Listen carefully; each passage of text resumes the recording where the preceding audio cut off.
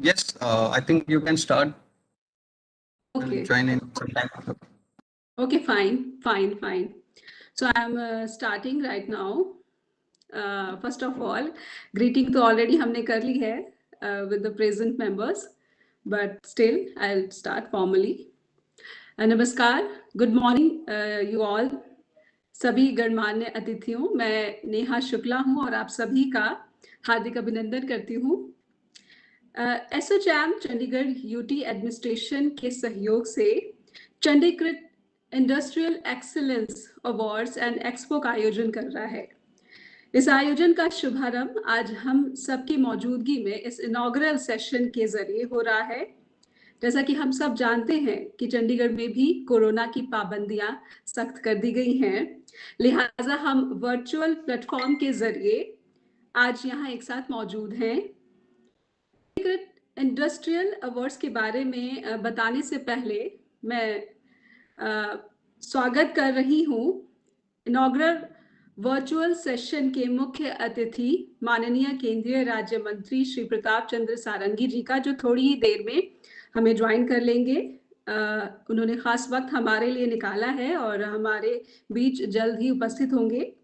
और माननीय केंद्रीय मंत्री की जो मौजूदगी है ये दर्शाती है कि हमारे जो माननीय प्रधानमंत्री हैं श्री नरेंद्र मोदी जी, उनकी लीडरशिप में केंद्र सरकार का जो सपोर्ट है देश के हर हिस्से में मौजूद इंडस्ट्रीज को लगातार मिल रहा है।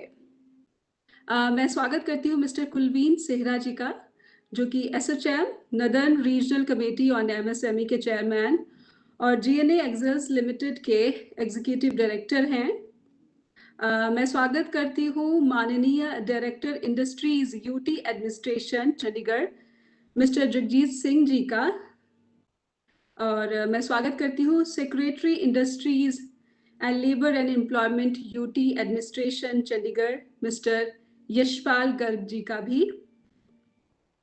और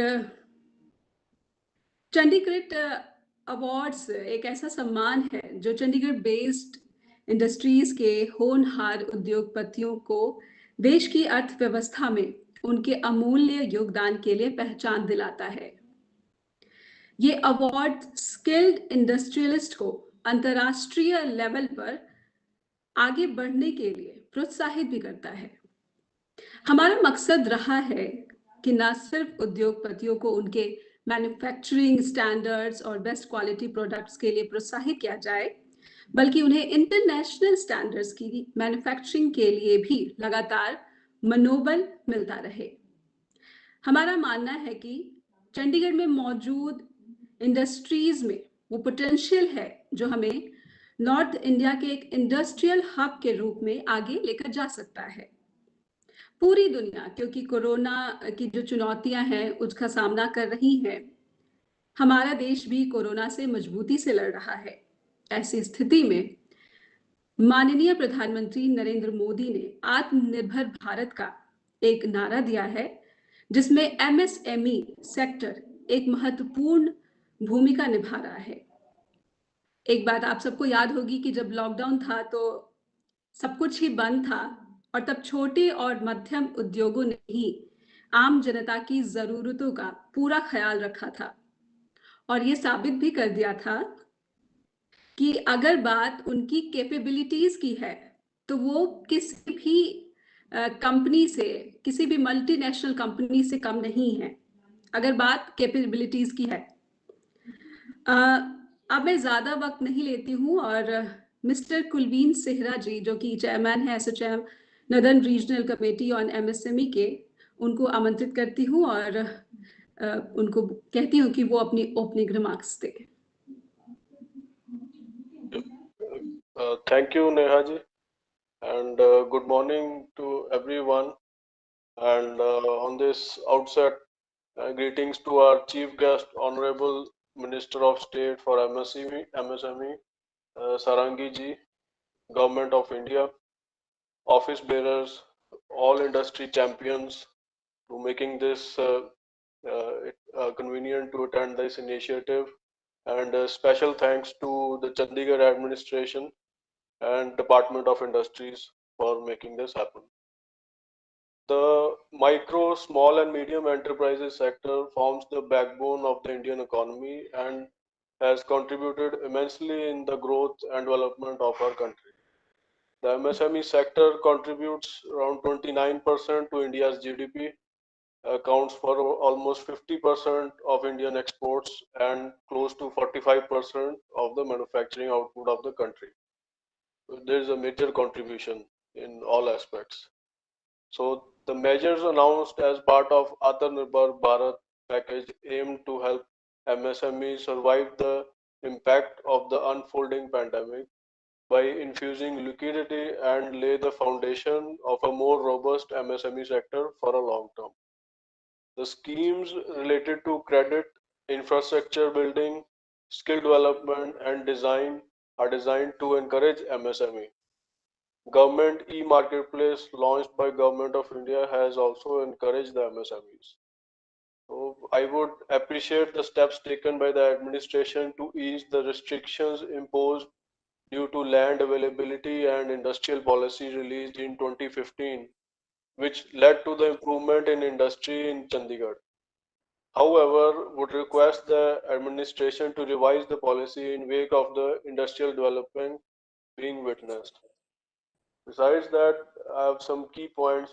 They are related to power consumption and sustainability.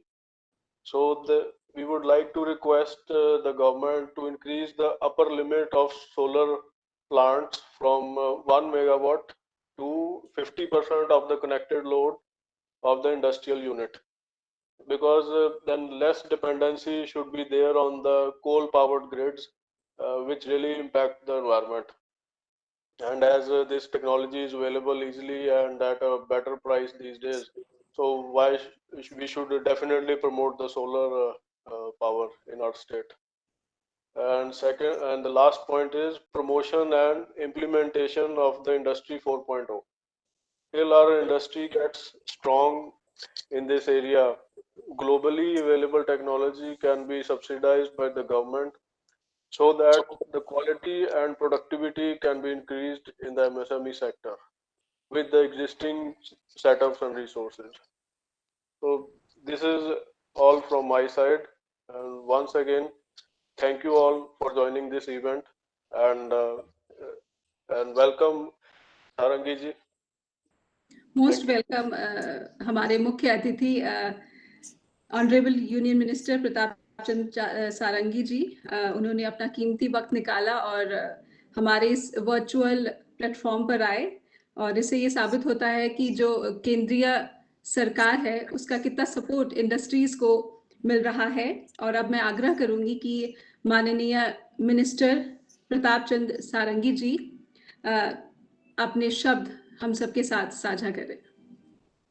नमस्कार।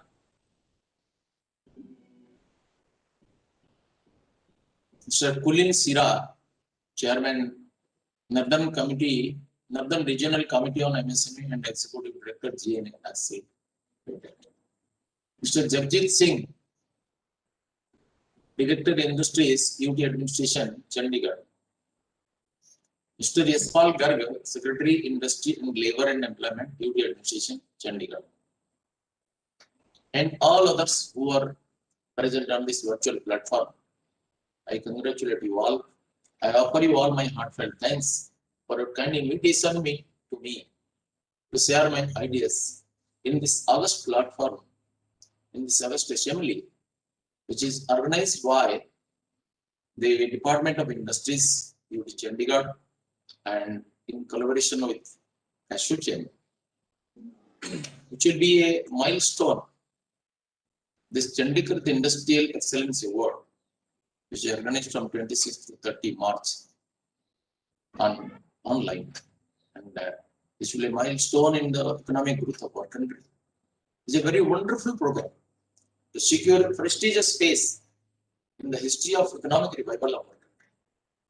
Life became very painful, disturbing, unbearable, and difficult during the time of Corona in India and in the entire world. When the world was burning with misery, India could not sleep. India started finding out the way out. Laborers and other employees were mostly retrenched. The supply chain was stopped, production was stopped, market were closed. Everybody rich and poor suffered. But the suffering of the poor, the laborer, the rural artisans, small farmers, our proletariats, street vendors, rickshaw pullers became very unbearable and indescribable. India started a war against Corona with full concentration, with a focused attention under the able leadership of great champion like Narendra Modi, our Prime Minister, and came out victorious within a very short period. War against Corona started with complete participation of 130 crore of people. Narendra Modi, our ablest Prime Minister, succeeded in taking the whole country with him. And he created a eco-friendly atmosphere in the whole country. And there was disappointment all around. He succeeded in creating a spirit of enthusiasm, optimism, hope and faith among the people of the country and especially the youth of the country. So the protocol came. Massive awareness program was done. Then the Honorable Prime Minister declared this Garib Kalyan tax. First he told that Jaan hai to jahan hai. He gave importance of life. But subsequently he could realize that life and livelihoods should go together. Corona is not short-lived. So he declared Jaan bhi hai, jahan bhi hai. And besides this Garib Kalyan Yojana, for survival of the people, the biggest package of the whole world, he again declared a 20 lakh crore package for Atmanirbhar Bharat. Industrial revival, agricultural reform, tax reform, revolutionary changes in the field of fishery, dairy, animal husbandry, rural entrepreneurship, policy changes in various sectors like procurement, insurance, and exports, etc. was done. It is said that necessity is the mother of invention. Our Honorable Prime Minister gave a clarion call of Atmanirbhar Bharat. What is meant by Atmanirbhar Bharat? That means every individual, every family, every village should be Atmanirbhar. A capable person is he who can find out opportunities in the midst of problems. And Narendra Modi belongs to this category. Our Honorable Prime Minister found opportunities among this global pandemic. Many people thought that we are getting a rest, but Prime Minister succeeded in engaging them 10 times more engagement than the normal period. Our ministers, our bureaucrats, officials were given different tasks of coordination during the whole period of the pandemic. And their work time and work efficiency increased manifold. If we cannot attend programs physically in 1 or 2 meetings a day, we attended 10, 20 meetings throughout the world through online. And if global exhibitions, world trade fairs became impossible due to Corona, now this online platform became the medium of connection through all the entrepreneurs of the whole world. And many rural people were given access to global platform, global market through online, through different portals. New international trade fairs through online became possible. Virtual conferences, e-market access to the artisans and farmers through these portals became the alternative. Floods, earthquakes, global pandemic, Corona, economic recession, this sort of natural calamities would not stop India in her onward march. Sri Modi ji prescribed a plan for this Atmanirbhar Bharat. He said, vocal for local product with global outreach. By becoming a buyer, you can serve the nation to a great extent. If you take a resolve, take a firm decision, not to purchase imported commodities, only local products, only national products you will purchase. By that, you can serve the nation to a great extent. stopping import, buying Indian products, producing more qualitative products to cater the need of India and the world. And in this field, MSME is a very pivotal role. MSME is the backbone of Indian economy. As we all know, the MSMEs provide employment to more than 11 crore people, and their number is more than 6 crore, although the registered number is much less. Due to lack of awareness, due to unnecessary fear, people do not register themselves in MSME portal. And our contribution to export is nearly 48%, and to the GDP, our contribution is nearly 30%. MSME is a strong machine for our national economic growth. And our able Prime Minister succeeded in creating such an atmosphere of faith and confidence. Self-trust is the secret of success, it is said. India started her grand vaccination program. This is a significant part in our war against Corona. India prepared a very effective vaccine for Corona within a very short period, which earned global appreciation thanks to our great scientists and our most serious and able Prime Minister, Sri Modi. But what is the most interesting and surprising and inspiring part of this invention is that with a massive campaign to vaccinate the entire citizens of our country, India marches ahead to provide this vaccine to the entire world. As we provided chloroquine, hydroxychloroquine during the time of Corona, nearly more than 40-50 countries. Now also we have provided it to 75 countries, and it will increase and will provide whoever needs it. By this, India again proved that India stands for the welfare of the entire humanity. The whole world is one voice, in one voice.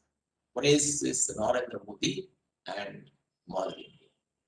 Everywhere there is glory of Mother India, and Sriman Narendra Modi has glorified Mother India. ASSOCHAM is a booster of our national growth. An organization like ASSOCHAM are quite necessary. It is dedicatedly working for the economic growth of the nation, and it is proved that nothing is impossible if we work together. I remember one very important verse of our Rigveda. Sangachadvam, Shangbadadvam, Sangvo Manansi Jamatam, Deva Bhagam Yatha Purve, Samjanavana Vas. Let us work together. Let us think together. Let us move together. Samanachar, Samanuchar, Samanavichar.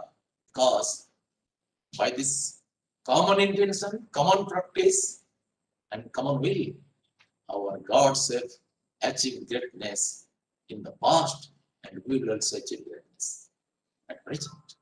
So, united we stand, and divided we fall. This is the message of the ASSOCHAM. This is the message of the present. Narendra Modi, in other words, says, Jan Bhagidari. Every welfare scheme should be made successful through the participation of the people, participation of the beneficiary. It should not be imposed from the top. It is said that cultured hand is best. In Odisha, our great Matsudam Das used to say, cultured hand is best. What is meant by cultured hand?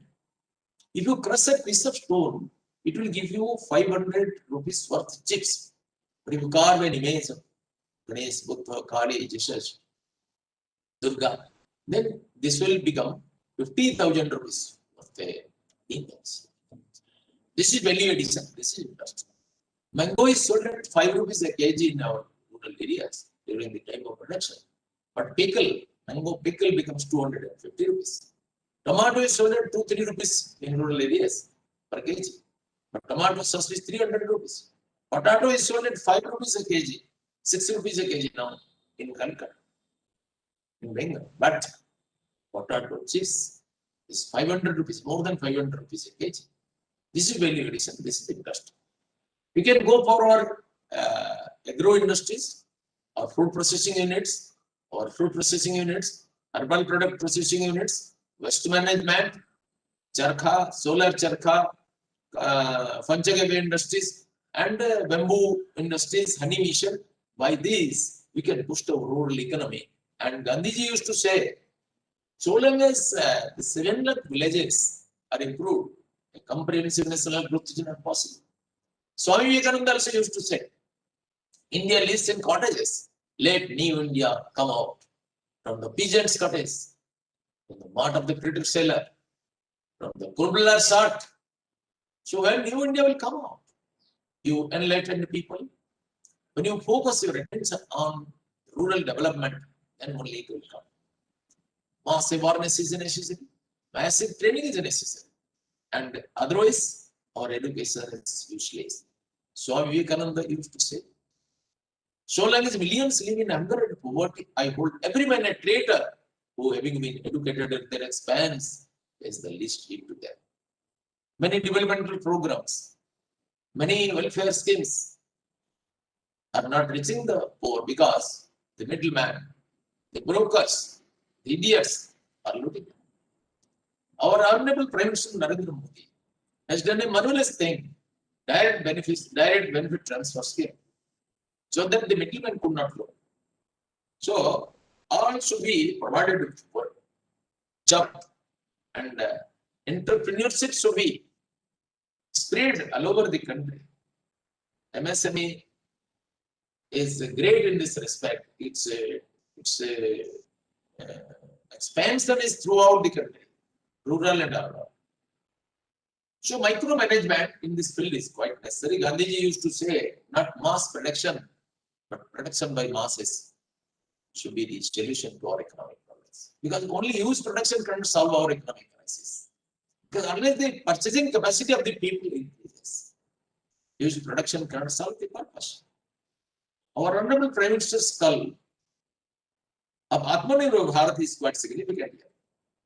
Gandhiji also advocated that Atmanirbhar Bharat. And he accepted Charkha as the Brahmastra. Taking a simple fabric, he made it a Brahmastra in our national freedom movement. Taking a handful of salt, he started a great movement throughout British from this country. So it becomes a national result. The target is to take the economy of our country to 5 trillion daily economy by 24-25. At least this should be the minimum target. For that, the nation started running. Import reduced. Within this period, we were importing bamboo sticks for our good industries, in science industries, 70-80% from China and 21% from Vietnam. That's totally been stopped. We are procuring sanitizer covers from China. It has been stopped. PP kits, sanitizers were not produced in our country. But now we don't import it. We export it every day. We are producing more than 5 lakh pieces and we are exporting to the foreign countries. And our goal should be to minimize import and maximize export. This can be done through Jana Bhagidari. Massive awareness program is essential and you are doing that. And for that, I think training is necessary, money is necessary, infrastructure is necessary. We need our natural resources to be valued through processing. For that, we need our human resources to be properly trained, skilled, and they should be technologically sound to match the timely need. We need our technology to be upgraded according to global standard. We need huge market infrastructure. For that, we must have good quality products also. Because without quality, we can't excel. And unless we excel in our quality, we cannot find global markets suitable for our purpose. For that, I think one thing is quite essential. Now you are seeing in market, buy one, get one free. If you purchase one soap, you will get another soap free. You purchase one oil, another oil will be free. One cream, another cream is free. That's a marketing technology. I will also give you a formula. Buy one, get 3 free of cost. Our producers, our innovators should buy one only. They have to work hard to buy that one, pay for that one, and 3 will follow. What is that? Buy excellence, pay for excellence. 3 will follow. Money, name, and fame will follow. Without running after money, name, and fame, if you prove your excellence, without any hypocrisy, all others will follow. This should be the motto of our producers. And for that, we need at least 5 M's: man, money, management, market, mobilization. Unless the human element is very pure, all these things may be counterproductive. We have seen how great businessmen, multimillionaires, looting the nation, went to jail or to foreign countries to take shelter. How highest ever looted the nation by 475 crores. How many established people, we parliamentarians, cricketers, did many things very illegal and unreasonable and anti-national things. Why? Because their education, their money, their social prestige could not fulfill that. And the purpose of all education is to fulfill man. In a process of development, the role of technology is less than 10%, and the authenticity of the human element is 90%. विज्ञान के द्वारा बेईमान को ईमानदार नहीं बनाया जा सकता, भ्रष्टाचारी को सदाचारी नहीं बनाया जा सकता, देशद्रोही को देशभक्त नहीं बनाया जा सकता. We have to culture this manliness, this human element, that is most important.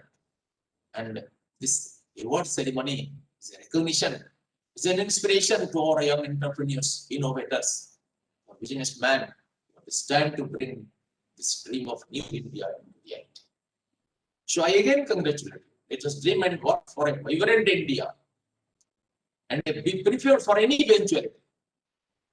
And on this way of national restructuring, rejuvenation, if any devil comes on the way, if Shani Graha comes on the way, let us cut him into pieces by the Purusharth and march ahead to make the dream successful.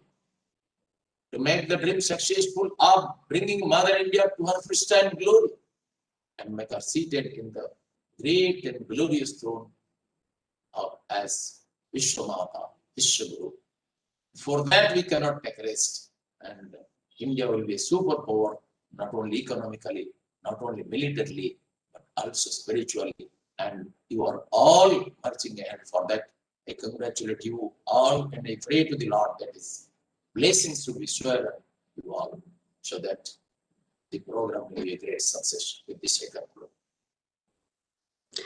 Thank you very much, respectable honorable union minister. और जैसा उन्होंने बताया कि जन भागीदारी बहुत ज़रूरी होती है, विश्व गुरु भारत को बनना है, आत्मनिर्भर भारत का जो सपना माननीय प्रधानमंत्री नरेंद्र मोदी जी ने देखा है, उसके लिए जन भागीदारी जो है बहुत ही ज़्यादा महत्वपूर्ण हो जाती है. बहुत बहुत शुक्रिया करना चाहूँगी मैम माननीय केंद्रीय मंत्री जी का. और अब मैं अवार्ड विनर्स का जो नाम है वो अनाउंस करने जा रही हूँ. तो जिन्होंने अवार्ड जीता है category Chandigarh women entrepreneur of the year का, वो हैं सियोन कंसल्टेंट्स LLP से मिस पीयूषा शर्मा जी. तो बहुत बहुत कॉन्ग्रेचुलेशन, आपको बहुत मुबारक हो. आप मेरी तरफ से आपको शुभकामनाएं कि आपने ये अवार्ड जीता है. और एक और हैं जिनको ये अवार्ड मिलता है under category ChandiKrit startup of the year. It goes to biomedical health care miss Priya. So we are unable to see Miss Priya, but we already have Piyusha Sharma of Sion Consultants LLP. Very much congratulations to you, Piyusha Sharma ji. So much. Now Priya also joined us. Most welcome, Priya, and many congratulations. You won the Startup of the Year ChandiKrit Award. Many congratulations. Thank you so much, ma'am. It's a great pleasure for me. Most welcome. Now I would like to invite Piyusha Sharma ji कि आप जो ये success story है, can you share your own story, own experience? What is the tip, success tip? Please share your story. Good morning to everyone, and I'm really grateful for this award. Of course, it has been a very difficult, I won't say really difficult that much, but it has been a roller coaster ride. I started in 2010 when I was working for a company as a director. At the time, I was one of the of Tri-City and into my own consulting. And since then, I've been, working day in and out to help companies through our consultancy services. And just last year, we diversified into technology. So it I've been really lucky to have good mentors in life. That is one of my reason for the success, I can say. And of course, the determination to never give up, no matter what the circumstance be. We don't have to give up. And obviously we have to balance, and it is not difficult to balance if you're determined enough to work with a lot of integrity, with a lot of honesty for the society, for your family.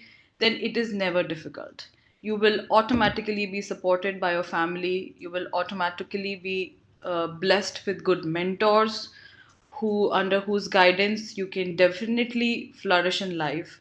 So, but at the same time, we have to be updated. We have to bring in new verticals to our organizations because the time change and we have to change with time. And uh, I think that's about it. We should never give up. We should at least try to survive in the worst of circumstances, be consistent in our efforts towards completion of projects, successful completion of projects. And uh,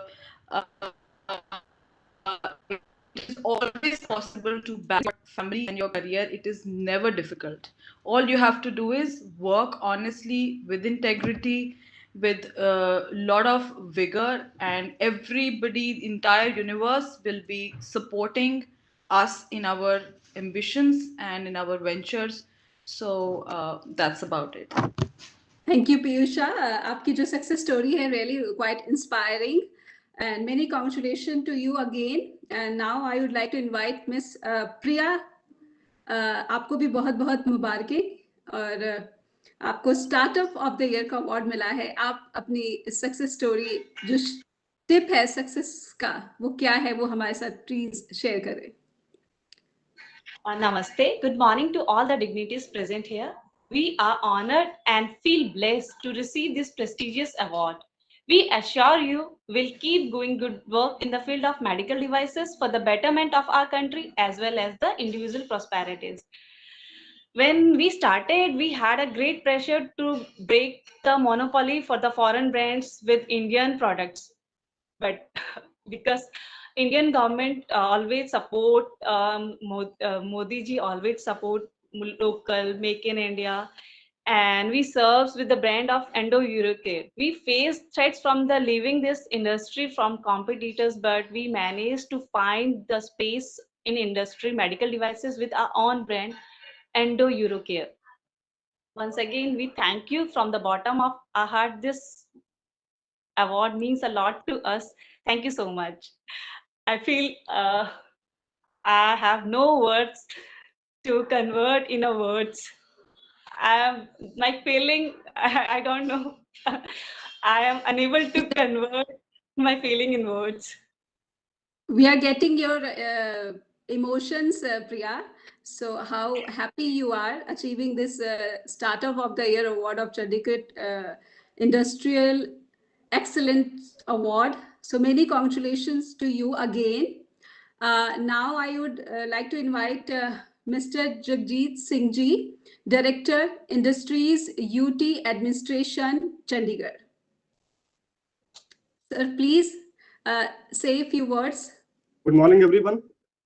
It gives me good morning, everyone. It gives me an immense pleasure to be part of this event on virtual platform, which is being organized by Department of Industries, Chandigarh Administration, in collaboration with the Associate Chambers of Commerce and Industry. First of all, I extend a very warm welcome on behalf of Chandigarh Administration to our esteemed Chief Guest, Honorable Minister of State for MSME, Government of India, Shri Pratap Chandra Sarangi ji, for taking time out of his busy schedule to join us and encourage us with his august presence and inspiring words.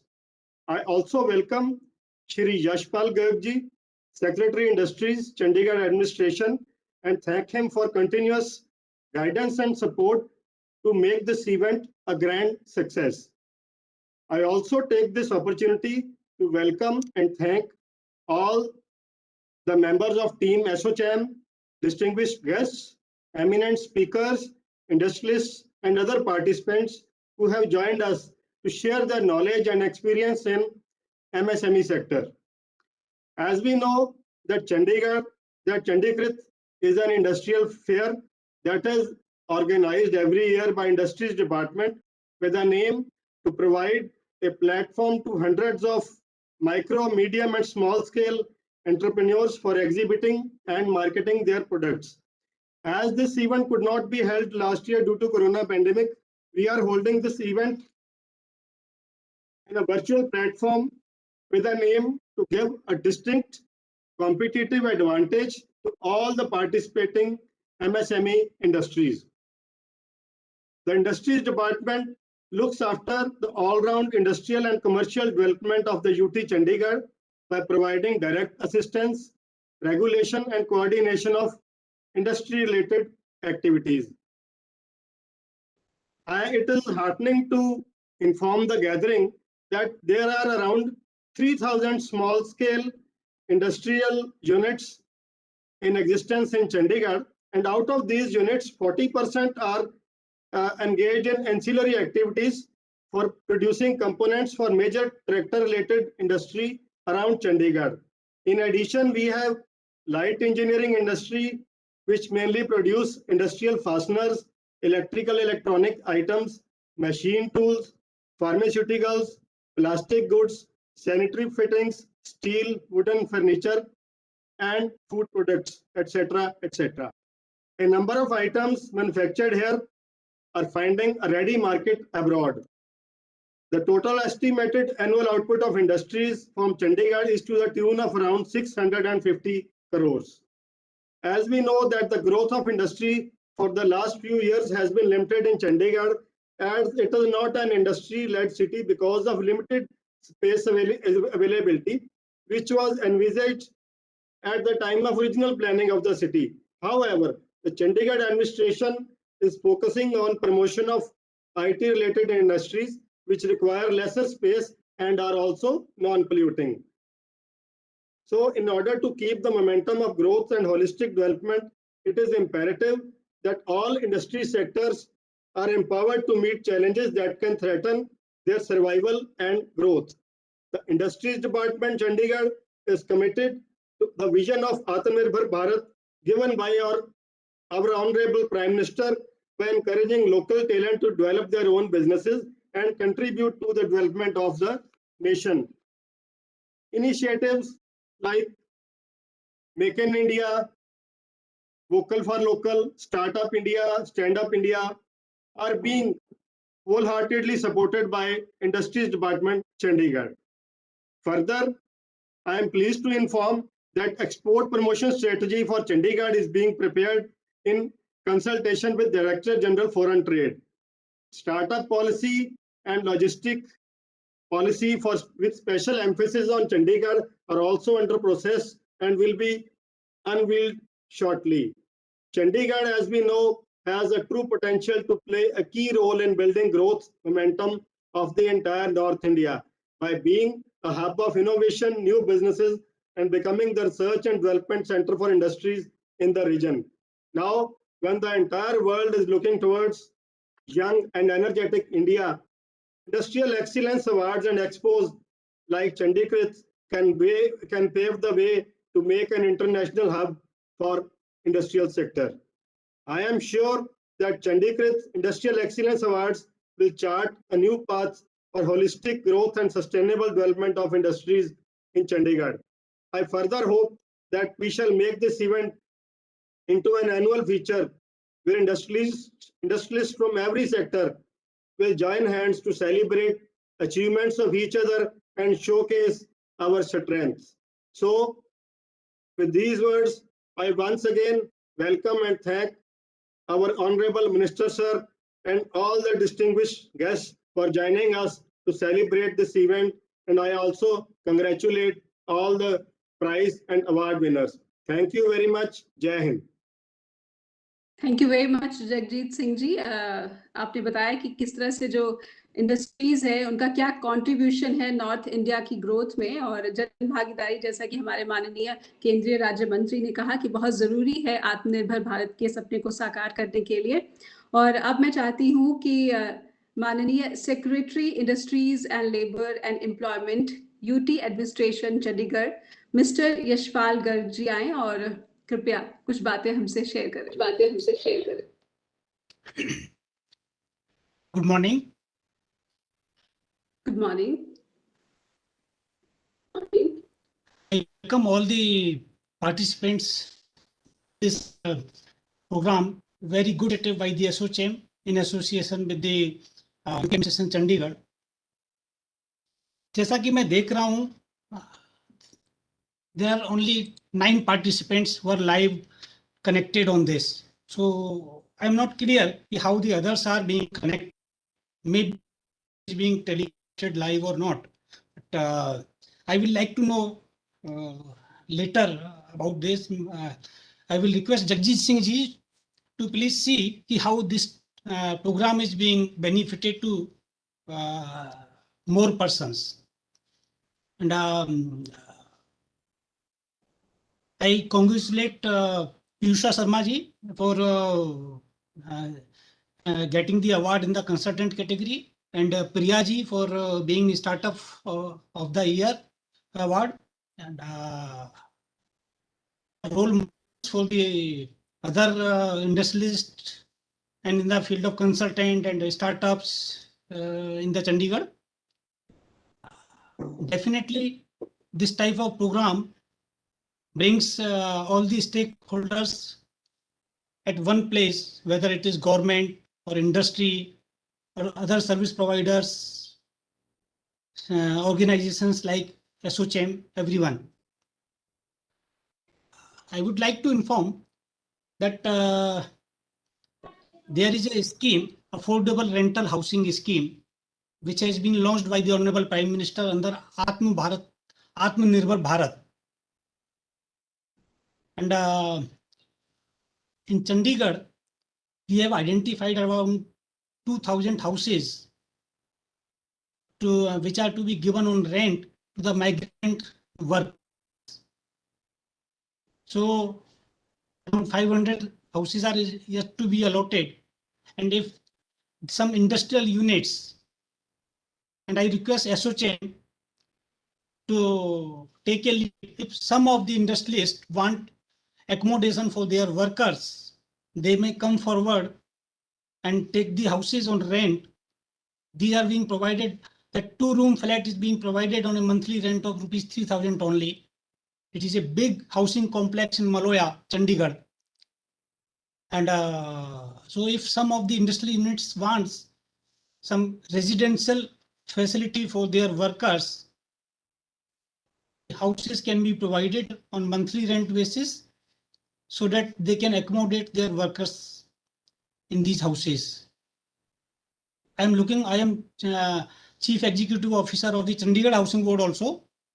So as I'm Secretary Industries also at one side to help the industries, and the other side I am Chief Executive Officer of Housing Board. So I can definitely help in allotment of these houses to the industrial organizations. Maybe 5, 6, 7 organizations may come together and take a pool on rental basis. During the Corona, I have coordinated the UT administration's effort to send the migrant laborers from Chandigarh to their native places, mostly to Bihar and Uttar Pradesh. During the month of May and June year, we could send around 45,000 such migrant laborers and their family members safely by the Shramik special trains. As Mr. Jagjit Singh director has just mentioned export strategy. For Chandigarh, there is a state level committee under the chairmanship of Sri Manoj Parida, advisor UT, and we have identified engineering tools, including needle and IT related industries, as a potential for export from Chandigarh. The Ministry of Small and Medium Industry, MSME, have come up with a scheme of one district, one product. And in Chandigarh, we have identified the bakery product. Some master trainers have been trained. We have identified around 20 small scale industries who are dealing with the bakery products. We will train them, improve their skills, improve the product, so that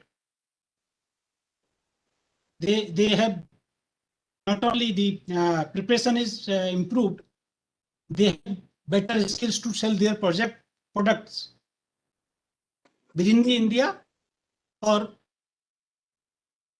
even outside the India. The details are available with Director Industries, Sri Jagjeet Singh ji, that can be available. Or the units with bakery products or even food processing, they may avail the benefits of this scheme. There is a scheme of credit subsidy also for the food processing units.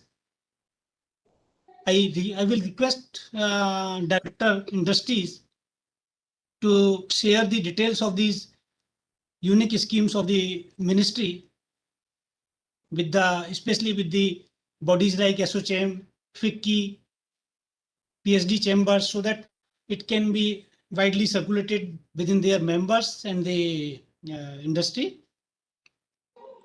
And at the last, I thank SOCHM for organizing this ChandiKrit in association with the UP administration. Thank you, Mr. Kulvin Seraji, for being with us. Honorable Minister has, I think he has some prior engagement, so he has to leave.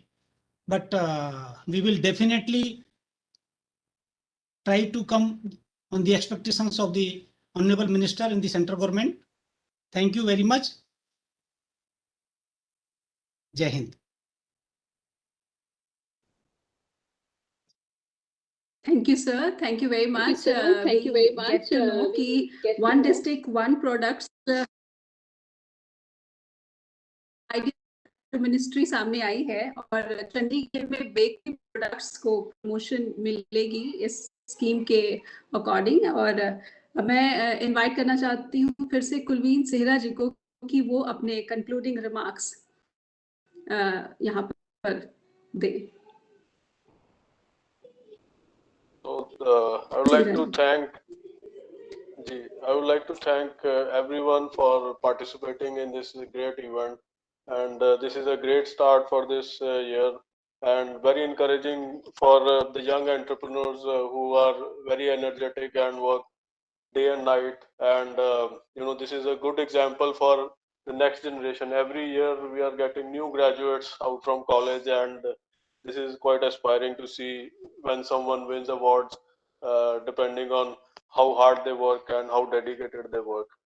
So this is a great message by the government for getting their unregistered MSMEs to get themselves registered, to get themselves recognized, and get the benefits of what MSME sector has provided to them. So Sarangi ji, thanks for the encouragement and appreciation for SOCHM, and encouraging also solar technology, for future power consumption, which is very important. And many good awareness points given by Mr. Yashpal Garji, thank you very much. Thanks for your ongoing support to the industries, Mr. Jagjit Singh ji. Thanks for participating in the event. And I congratulate all the award winners, Miss Piyusha Sharma ji and Miss Priya ji, for their hard work and determination, which definitely pays off. So this is a good wrap, and we look forward for more encouraging sessions and better development of the industry. Thank you. Thank you, Kulveer ji. Concluding remarks के लिए, and now I would once again thank you all participants for this inaugural session. Yeah, Kulveer ji. Yes. Yeah, just one point. So Mr. Yashpal Gargji had a question that who all are the audience. Basically, here we are all participants.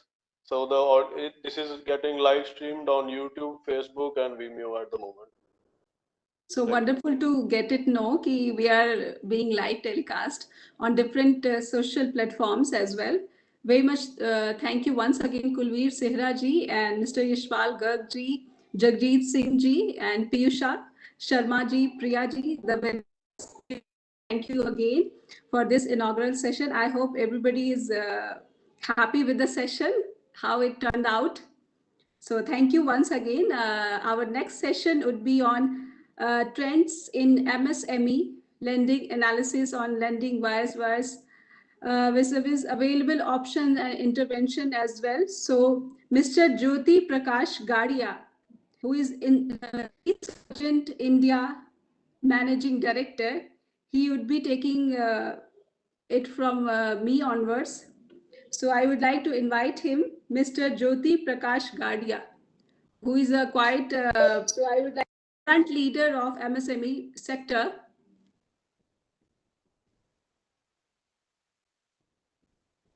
And in this next session, our different speaker would also join us. So these are Mr. Sanjeev Singh Virk, MD, Finvasia India Private Limited. Mr. Mukul Bansal, Chairman, MB Group. So these would be the participants of our next session. I welcome you all, sir. Hi, morning, everyone. Yes. So Jyoti Prakash Gadia ji, most welcome. Thank you, ma'am. And can I start now? Yeah, sir. Please take over. Yes. Thank you once again. Thank you very much. Already there, so absolutely excited to have this panel. Mukul sir, are you there?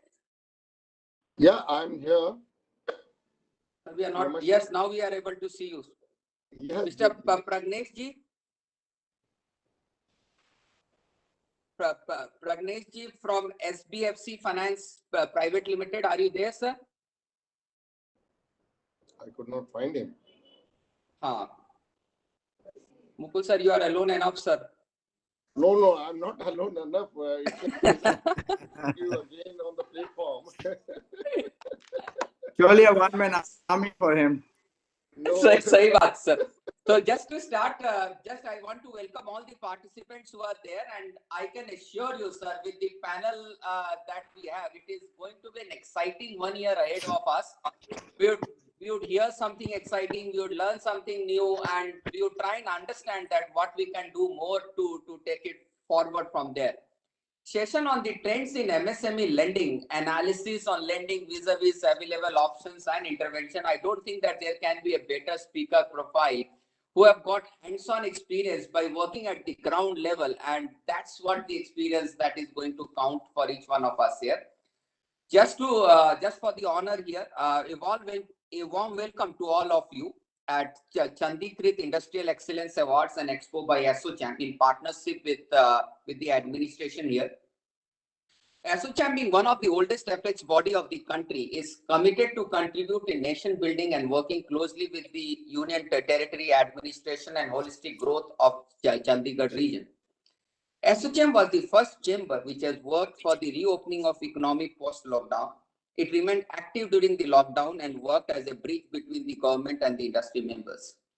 The northern region of the country has a lot of potential as far as MSMEs are concerned. Northern states have proved that they can do miracles. What we require is a proper platform where our industry members can showcase their ideas and products.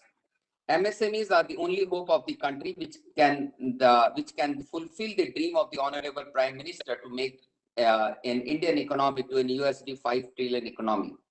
To contribute in the dream of the finance minister, to the dream of the Prime Minister, ASSOCHAM is taking different initiatives to provide MSMEs a platform where they can share ideas and showcase their products to the national and international markets.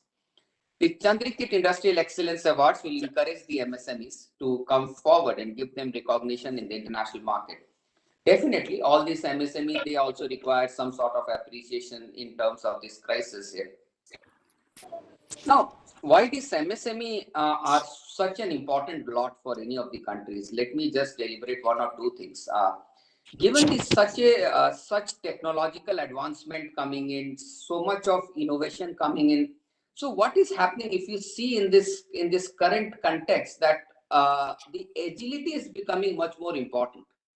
And that is why the small is beautiful, which we used to hear around 15, 20 years back. And given the large economies and other things, large companies coming in, the small is beautiful concept is again taking its importance right now. That why? Because of the agility that the smaller companies bring onto the table. Given this crisis that we face and given this black swan events can happen at any point of time. So change is the constant word right now, and bigger companies may not be so much prone to change at such a faster rate. That is why the MSMEs, which is the backbone of the country, they are quite more adaptable. They are quite more changing nature. So that is the MSME importance which is there. Analysis on lending vis-a-vis available options and interventions. I represent an organization called Resurgent India Limited, where we act as an intermediary between the clients which require the money and the banks and institutions which gives the money. So we have the honor and seeing the working of both sides of the table. What I am seeing on a personal experience in this last 5-6 months is last 1-2 years, that there are only two types of clients which are getting remaining. Clients which can be digitally assessed or the loan up to 3 crore or 4 crore rupees. So clients which can be digitally assessed or clients which are A-rated and above. So the medians, so whatever is the client which cannot be digitally assessed and the client which are not A-rated and above, so those are the segment or those are the areas where I find that there is a little bit of pressure in terms of lending, and that's where we would like to deliberate much of our time, that what sort of phenomenon, what sort of changes or what sort of analysis that we can do, that we can bridge this gap between this medium type of companies. So this is one thing which is there.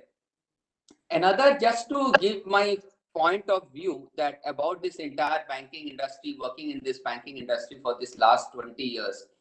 And I think that my panelists will also agree with me on this point, that entire banking industry has been designed in such a way that no bad account should get a loan. It is not designed that in case if the good account is being said no, there is no accountability for that. कोई अच्छे account को यदि पैसे नहीं देते हैं तो उसकी कोई जिम्मेदारी नहीं लेता है. लेकिन the entire banking system has been designed in such a way that no bad accounts should get money. It means there is no opportunity loss assessment. Till the time if we don't start taking into account whether there is any opportunity loss assessment, that in case if the good account which was due for money and they have not been given the money, what sort of accountability is there? And the entire banking system, whatever from number 2 officer to the chairman level of the bank, only the first level officer, the relationship manager or the branch manager or the first officer which interact with the customer, he only has the power to say yes. Remaining everybody in the banking system, from the person above him till the chairman of the bank, they can only say no to a proposal. Yes बोलने की power सिर्फ एक one of the junior most officer और the officer which is facing the client can only say yes. Whatever the top management of the bank, they can think that how powerful they are, but in my experience I've seen that they can only say no to a proposal. Yes can only be said only by one proposal. So till that time this mindset is getting changed, that how we can do the opportunity loss assessment or what can we do with that aspect. I don't think that there can be much radical change that we can bring into the banking system in terms of enforcing them to give the credit. If we look into account, if we don't take into account the ECGL scheme of 3 lakh crore, which is government guaranteed loan, if we remove this credit from this year banking credit growth, this has been the disaster year. I'm yet to find any client which has been given a loan which is not been digitally assessed and which is not rated and above, which is being freshly assessed and which is not government controlled company, which is not a government controlled or which is not a government guaranteed money that they could have got the loan. So how this happening, and now this is on the one side of the table, and if you look at it from the banking side of the story also, they have got their own limiting factor. Look at the product life cycle. If any of the project appraisal we are empaneled with all the nationalized bank for doing the TV report on behalf of the banks. Once we do a project appraisal there, again there is an issue because the product life cycle, which was earlier considered as 10 year or 12 years, then the product life cycle got shrunk to 7 years. Now the product life cycle, we don't even know whether the same product for which the factory or the manufacturing setup or the company which is being set up, whether the product life cycle is 1 year or 2 years.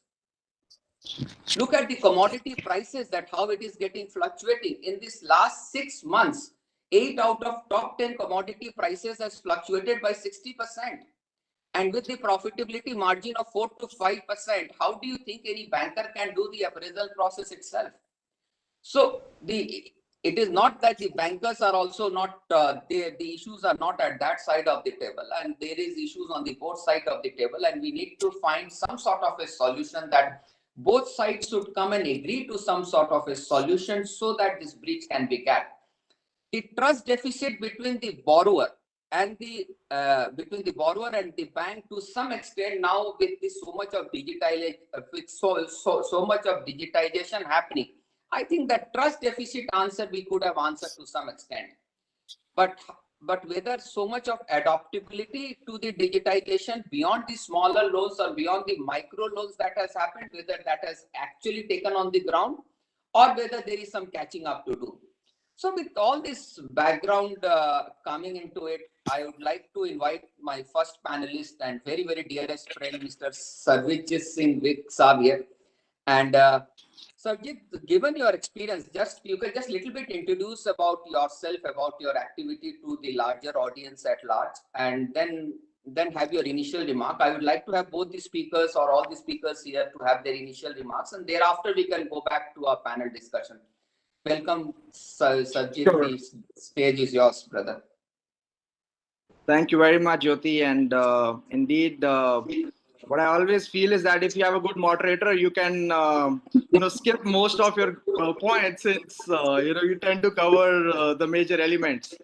So moving forward, predominantly Finvesia came to India as an investment banker, and then we've been majorly into the financial space in terms of diversifying in the financial sector of capital market. We also have an NBFC, so building up on the digital side. Besides the other products we do, I think what we are actually discussing today is one of the topics which predominantly has been a core for most of us, since the northern side typically covers the MSME, and if you look at the larger space, India has always been dominated by the MSME players in terms of either the employment or business or loans or whatever we might call it.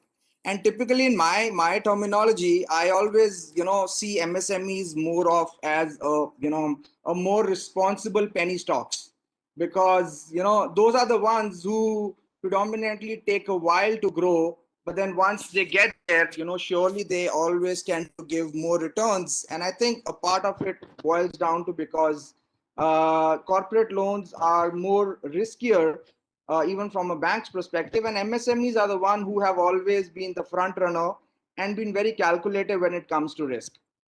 Now, surely, when we talk about, and I think during the whole session, we're going to be getting in details about, how the ecosystem has been built up, and then obviously how we have been able to use, what you were referring to as the initial touch point, or someone who is sitting on the floor as a relationship manager.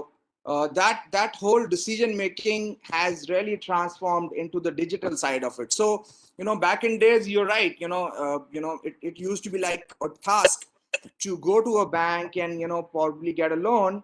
But now with all the APIs and data access, everybody has been able to make decisions much faster and wiser, vis-a-vis just being dependent on someone on the point of contact. So I think there has been a major shift if you look at how the MSME industry, how the MSME loan has transformed.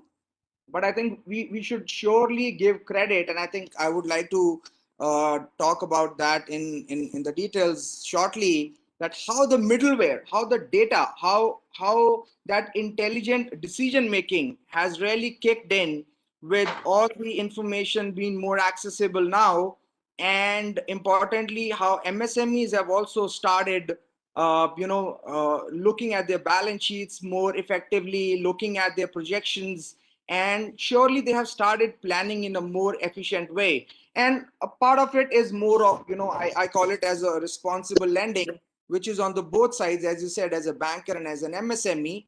The MSME have also realized that it is their responsibility as well to make sure they end up giving the right information and they get the loans right on time, because MSME needs loan right now. It's not like they have a major forecasting done for 2 years, 5 years.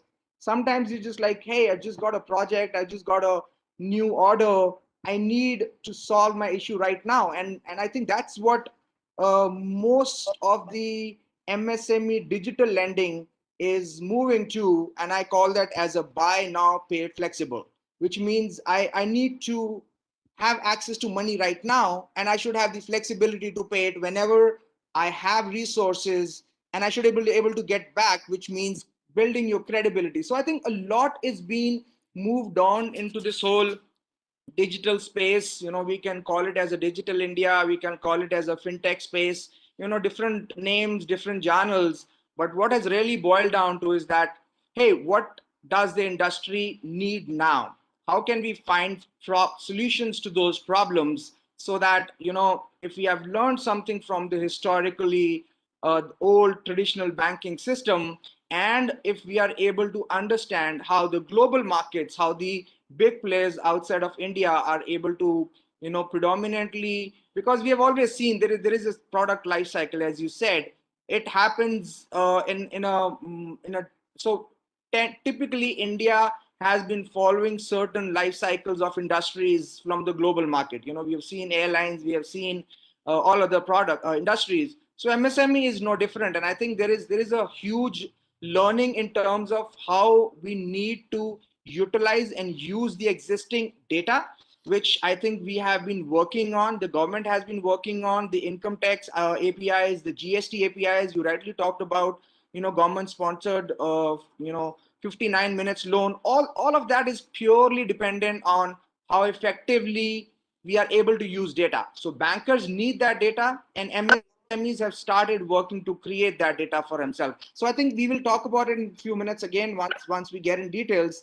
But there is a major shift in terms of how the mindset have moved in the MSMEs, even for taking loans, and it is more accessible now.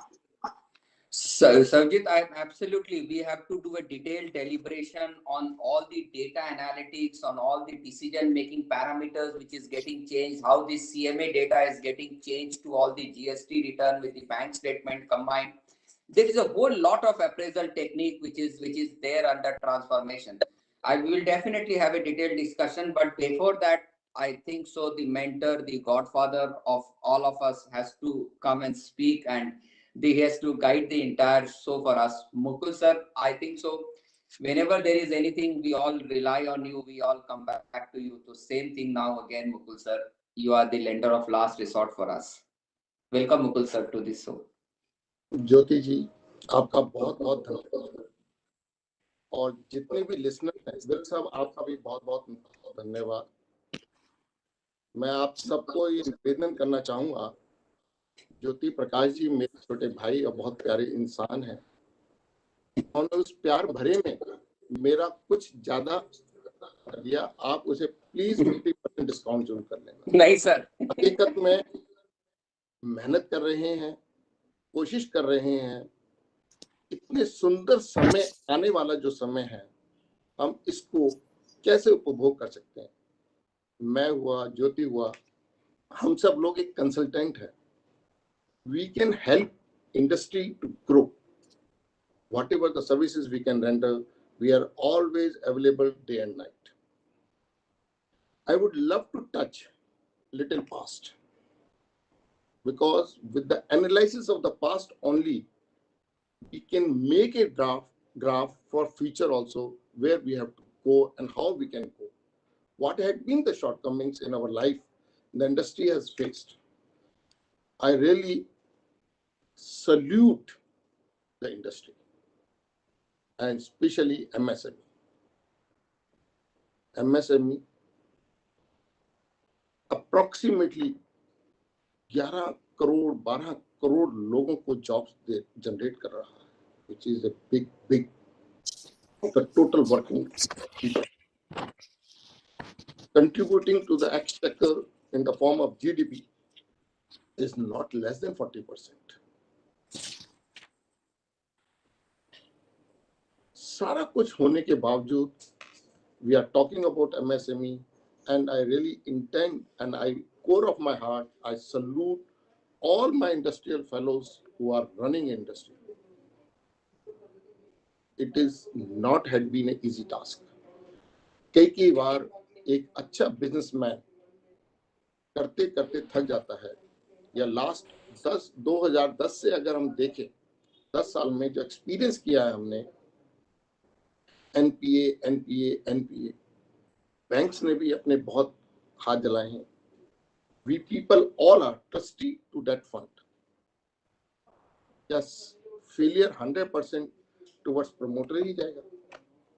There are other factors also beyond his.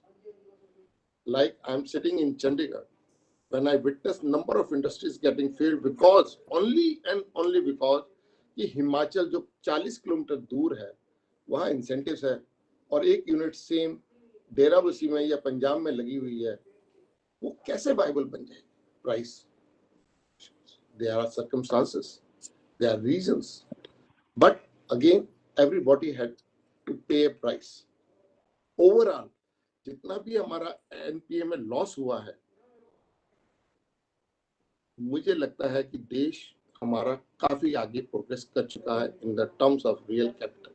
It has not been a loss to the nation. It is a building.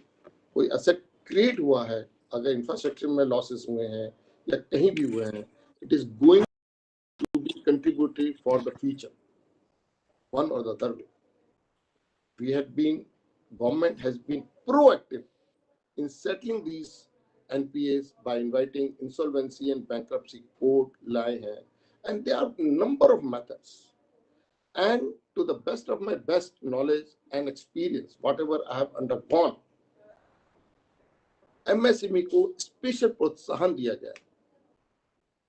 जैसे large scale units को अगर वो default कर रहा है, that promoter is not eligible to bid that asset under IPC. MSME को दिया है कि अगर he is not a defaulter by declared intentional defaulter, he can bid under section 29A. He is an exception. तो वो क्यों दिया जा रहा है? क्योंकि हमें पता है कि वो एक कमजोर रहा है, उसको प्रोत्साहन की जरूरत है. So my all dear friends who are sitting and listening to me, आज पुराने को सबको एनालाइज करते हुए चलें.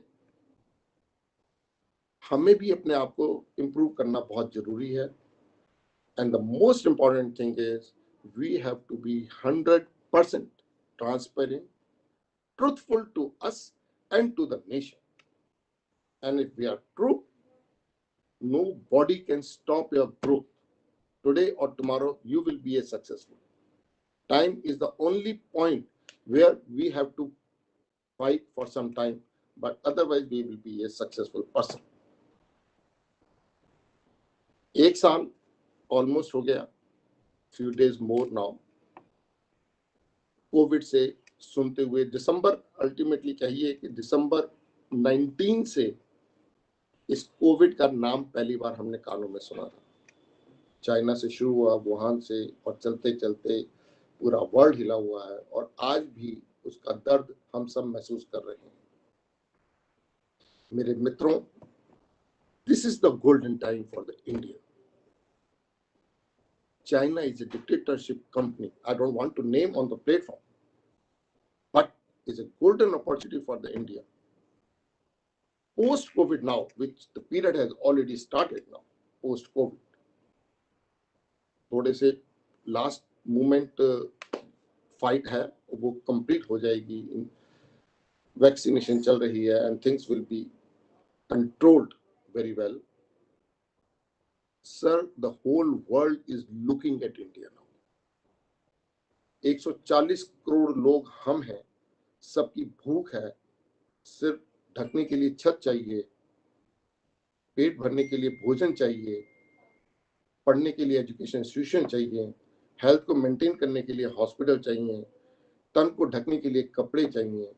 मेरे भाई, आज हम सबको बहुत बहुत जरूरत है इस इंडस्ट्री को मैनेज करने के लिए. और गवर्नमेंट हैज रियली रिकॉग्नाइज्ड कि we are the only countries which can cater to the biggest population country, one of the biggest, second biggest country in the world, and also to the neighboring countries, to the world at large. Shift will take another 3 to 5 years time, but shift has already started. The government has announced so many packages in last 1 year's time. PLI, इतने इंसेंटिव है कि this is a golden time my dear friends. We must come, and we all professionals जो मेरे साथ सुन रहे हैं वो भी, और सारा दुनिया में लग जाएं. Investors are looking to invest in India in a big way. हाथ खोल के बैठे हुए हैं, बैंकर्स हाथ खोल के बैठे हुए हैं. What is required is you just have to prove your intelligence, your systems, your database, that is all available. We will talk in length, एक opportunity कहाँ कैसे available है, and I'm sure we all should, and all people should take benefit. And जो risk ले सकता है वो राजा है आज. He is a king. Absolutely. Mukul sir, मतलब आपका ऑप्टिमिज्म, आपकी positivity, sir, this is what we drive out of you, and we definitely want to understand more from you. We'll come back to you. Sarjit, if you'd like to answer one thing that Mukulji has also rightly pointed out, that truth is the most important essence of this entire trust. If you talk about truth, trustfulness, do you think that digitization or this type of thing has been able to overcome, or this bridge between the bank and the borrower, जो पहले जो एक trust deficit, there was some sort of a trust deficit between the banks and the borrowers, which is about the truthfulness which the Mukulji was hinting at. How do you think that this digitization is able to overcome this trust deficit, or it is able to overcome, or do you think what can be done more to bridge the deficit gap between the bank and the borrower? Yes. Yeah, Jyoti, I think that's a very valid point, and I'll say it this way, that we have started walking, but we still need to run. And I'll say it from the angle because the risk is on both the sides. As a banker, obviously, their concern is to keep the NPAs or the risk on the lower side, and obviously as an MSME, our objective is that how can I get the money what I want right now. So I think the risk has always been, a parameter to look at. But if you really ask me, has the digital space, given some value addition to both the players? And I think the answer is yes. I mean, and I think it really comes from a simple thought that it is helping them to make the decision much faster. See, if a banker is just more confident with the touch points which are approved by, for an example, a regulatory body, as the income tax what they have filed, as the GST what they have returned. I'm talking about, a bank statement analysis tools. So, you just simply take the bank statement of an MSME, put into a software, and it spits out, how much the credibility is. So I think all these tools are surely helping the bankers, because those are the ones who were initially, as you rightly said, more at relationship building decision making rather than an actual business decision making. So those things have really helped, and I feel that there is a long way from here. And the reason I say is because uh, the major part of the MSMEs are still in the rural space.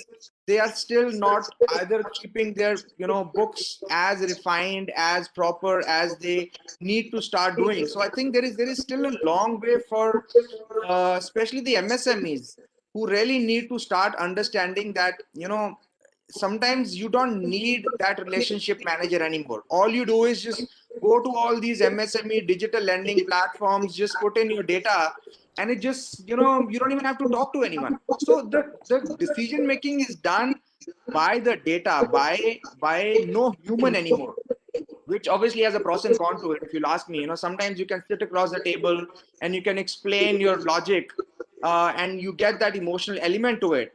But then on the flip side, the decision makers are done on the basis of logic. If A is this and B is this, and if the spreads between the income or return or whatever. So there are simple basic formulas which are predominantly driving the digital space. I think it is important for us to make sure that we keep a balance and don't purely get on the ditch side.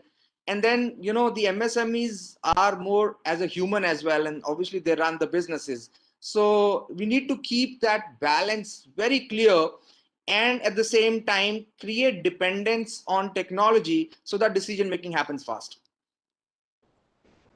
Sanjit, I'm absolutely in sync with whatever that, in case that all the digitization tools that has come in, they are definitely a value add to the banker. Whether definitely they have to take their entire gamut of services to come to that level where bankers can start taking or relying 100% on them. Definitely there is a lot of catching up to do to reach up to that level. Mukul sir, you have seen the gradual transition process कि sir पहले इतनी बड़ी बड़ी project report बनाया करते थे, balance sheet, income tax statement हम लोग सारे बैंकों को जमा करते थे सारी चीज के लिए, एंड नाउ इतने सारा डिजिटाइजेशन वगैरह सब कुछ आ रहा है, तो इस ग्राउंड में कुछ हो रहा है, कुछ बातचीत हो रही है कि सारी चीज हम लोग खाली बस एक कॉन्फ्रेंसेस में बातचीत करके रह जाते हैं? सर ज्योति जी, मेरा पर्सनल एक्सपीरियंस ये है, and when I'm talking, especially let me quote State Bank of India. Salute to them, and all of the banks should also follow in line with them. पहले तो आज की डेट में बहुत ज्यादा टेकर नहीं है, हमें इनिशिएट करना पड़ रहा है. अब थोड़ा सा करंट घूम रहा है. The people are interested to set up new industries.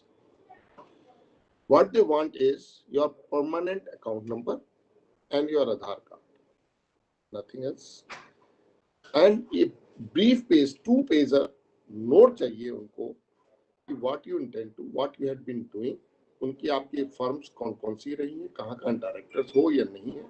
Everything is available on digitalization. Sir, within 24 hours, meeting करने से पहले, when you sit with them and make a presentation to the bankers, they are ready with the information. Sir, आपने 2007 में ये default किया था, 2012 में फिर आपको स्ट्रेस आया था, there was a overdue shown in your balance sheet. आपके क्रेडिट रेटिंग डाउन है बिकॉज कि आपका एक क्रेडिट कार्ड की पेमेंट पे नहीं हुई है, आपकी इंस्टॉलमेंट इतने दिन 5 दिन डिले हुई है, that information is also available on record. Then you have to justify, the promoter have to come forward. If he is a true, जब मेरे अकाउंट में बैलेंसेस थे, आप मिलाइए, स्टेटमेंट रिकंसाइल करिए, इट इज बाय डिफॉल्ट कि bank ने recover किया या नहीं किया, and so solutions, but things are happening and everything if it is in line, वो भाई साहब bankers are going and approaching the promoters, घर तक जा रहे हैं उनको पकड़ने के लिए कि यार ये क्लाइंट मैंने अपने पास रखना है. Sir, such a golden time, rate of interest is around 7% they are offering. 7.2, 7%, 6.95%. अच्छे क्लाइंट चाहिए ही चाहिए, सबको अच्छे दोस्त चाहिए, बैंक को अच्छे क्लाइंट चाहिए, और वही हमारा एक समाज बन पाएगा where we can address and we can go ahead. It is definitely helping industry as a matter of fact. Data is there. Sir आज एक इंडस्ट्री के लिए भी इतना बढ़िया डाटा अवेलेबल है, you have to buy online softwares in such a way कि इस इंडस्ट्री से रिलेटेड कहाँ कितने कितने प्रोडक्ट सेल हो रहे हैं, कितनी क्वांटिटी में जा रहे हैं, किस प्राइस में जा रहे हैं, उसके रॉ मटेरियल किस प्राइस में आ रहे हैं, किस किस कंट्री से आ रहे हैं, ऑल्टरनेटिव्स क्या हैं, टाइम टर्म्स क्या. तो इफ अगर आप किसी इंडस्ट्री में एंटर कर रहे हो, the data is available with you, it is really going to help you and also the bankers to take a decision to extend credit or not to extend credit or to break down the relationship. So this is 100% I am in favor of it. It is happening now very frequently. Nobody can process an application unless until they verify online systems data available. They have the softwares with them now. Sir, Sanjit, I will just try to give you my experience with that. That we have also launched last 4 years before one of the India's biggest fintech firm called ScoreMe.in, where whatever the products that you have mentioned about bank statement analyzer, GST, income tax, MCA, KYC, legal, everything we have developed. And then we are also developed the integrated product. This all the individual product and the integrated product. Now we go and tell to a bank or an NBFC, sir, you want to give an auto loan or you want to give a housing loan, we'll devise the entire value chain for you. We'll rewrite the credit rule engine and give it back to you. What I have seen that in this entire journey of my ScoreMe, sir, that up to 1 crore rupees or up to 50-60 lakhs of rupees, this digitization is able to, or people are ready to take the software to take a decision. But up to a certain point of time, do you think that there is a limitation of the software up to a limited point of time कि 50 लाख तक हम लोग सिर्फ software को trust करते हैं और उसके ऊपर नहीं ट्रस्ट करते हैं? Whether there is a mindset issue or there is a software limitation that the amount of the trust factor on the software itself is not getting bigger that way. Sir, मेरा yes, मेरा कहना यह है ज्योति जी, जो software fintech में आपने develop किया, उसके हो सकता है कि आपके पास कस्टमर कम आए हो, but whether it is a SME or a large scale units, without referring back to the database of their own internally generated by banks, each banks, they're not going to process the application. Sir आज MSME में जो 59 minutes की हमारे prime minister, honourable prime minister ने announce किया था sanction, it is possible and it has happened in number of cases. But then again, you have to be truthful कि मैंने GST टाइम पे पे कर रहा हूँ. That money is being deployed towards the development of the nation only. We have to be careful all about it. We are taxpayers. हम tax दे रहे हैं टाइम. करेक्ट है सर, लेकिन मुकुल जी अब तो ट्रस्टवर्दी बनने नहीं बनने का मौका ही नहीं है ना. अब तो ये बैलेंसिंग फिगर है सर. आप ट्रस्टवर्दी हैं यानी वो तो डॉक्यूमेंट अपने आप ही. Now there is the choice is not with the promoter right now. उसमें कई बार जीएसटी में एक समस्या आ रही है कि जिससे मैंने मटेरियल लिया, अगर उसने जीएसटी नहीं जमा कराया तो प्रॉब्लम मुझे भी है। तो how to ensure whether the material दो पार्टीज में ट्रांजैक्शन हो गई है, he is not related to me, how to have a control on them. तो कुछ चीजों में धीरे धीरे इंप्रूवमेंट होगी। If I am doing my job fully with my all systems, then I have to be exempted from all these defaults by the other persons. I'm not supposed to be accountable.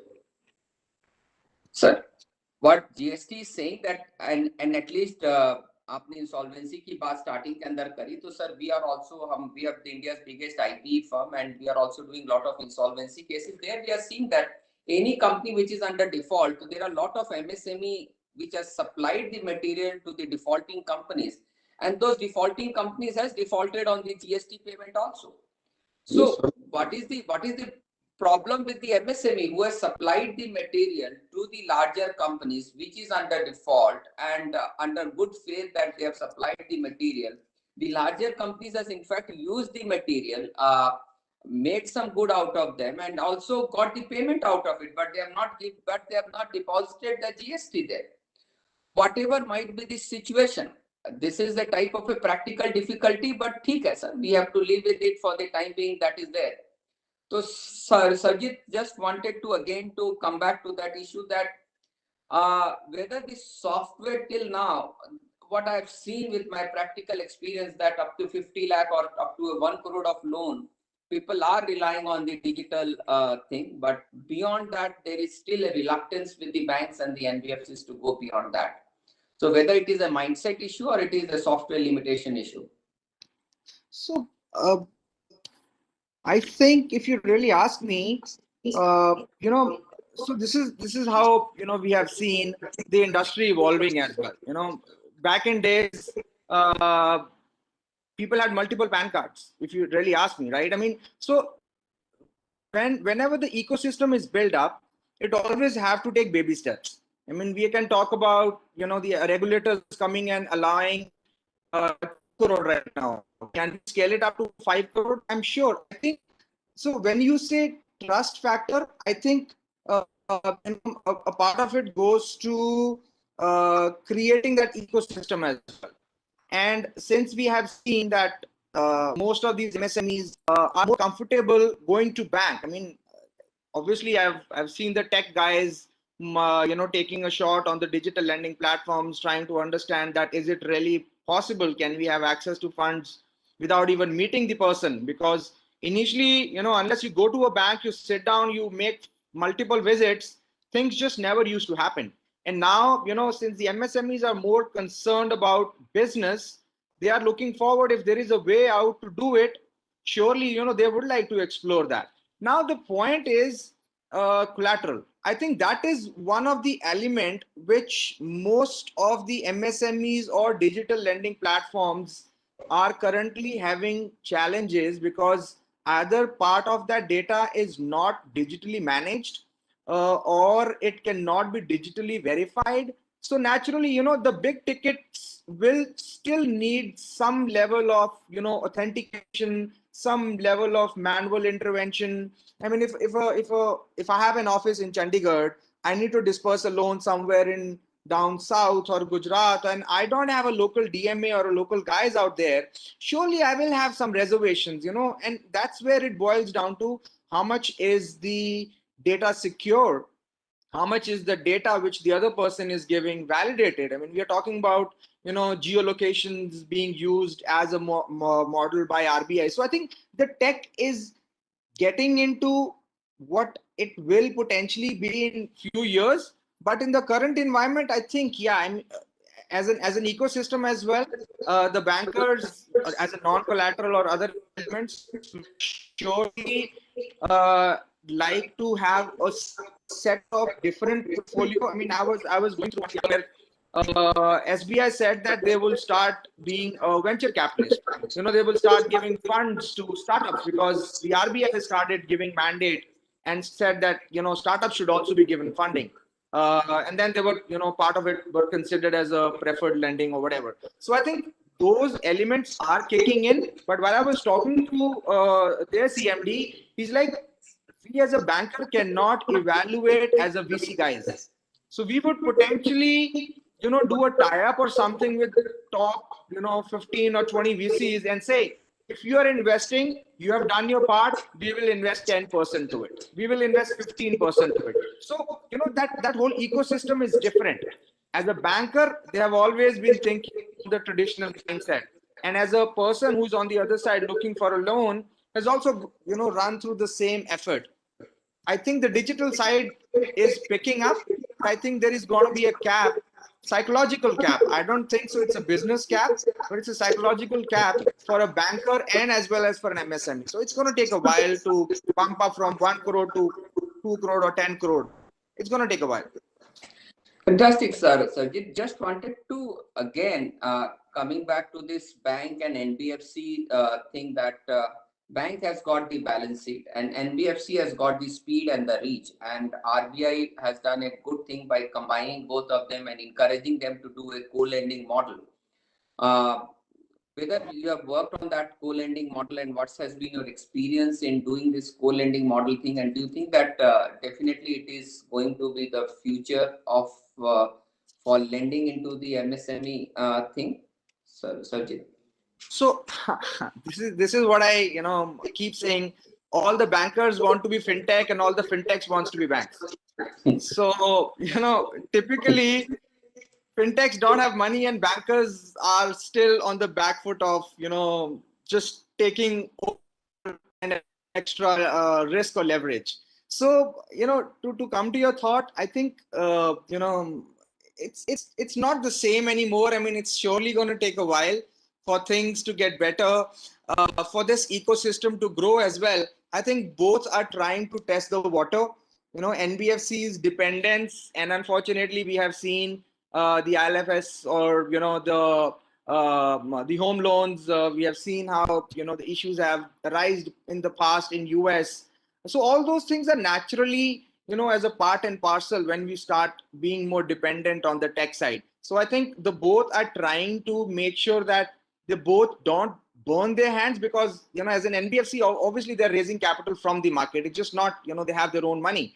So they also need to make sure that, and I think the upside is that NBFCs tend to have higher interest rate because they are more flexible. And obviously banks have a different mindset when they are looking at the balance sheets and the bank statements. So I think the both were initially doing justice on their own, but there was a sure need to collaborate, because at some point of time, you need to take that extra step of taking an extra risk, which I think will happen when there is a joint effort and banks understand that, yes, they can go ahead and take that risk, either depending on technology or the NBFC is giving them that cushion of being there physically. And obviously NBFCs are always looking at banks because, their ecosystem is good.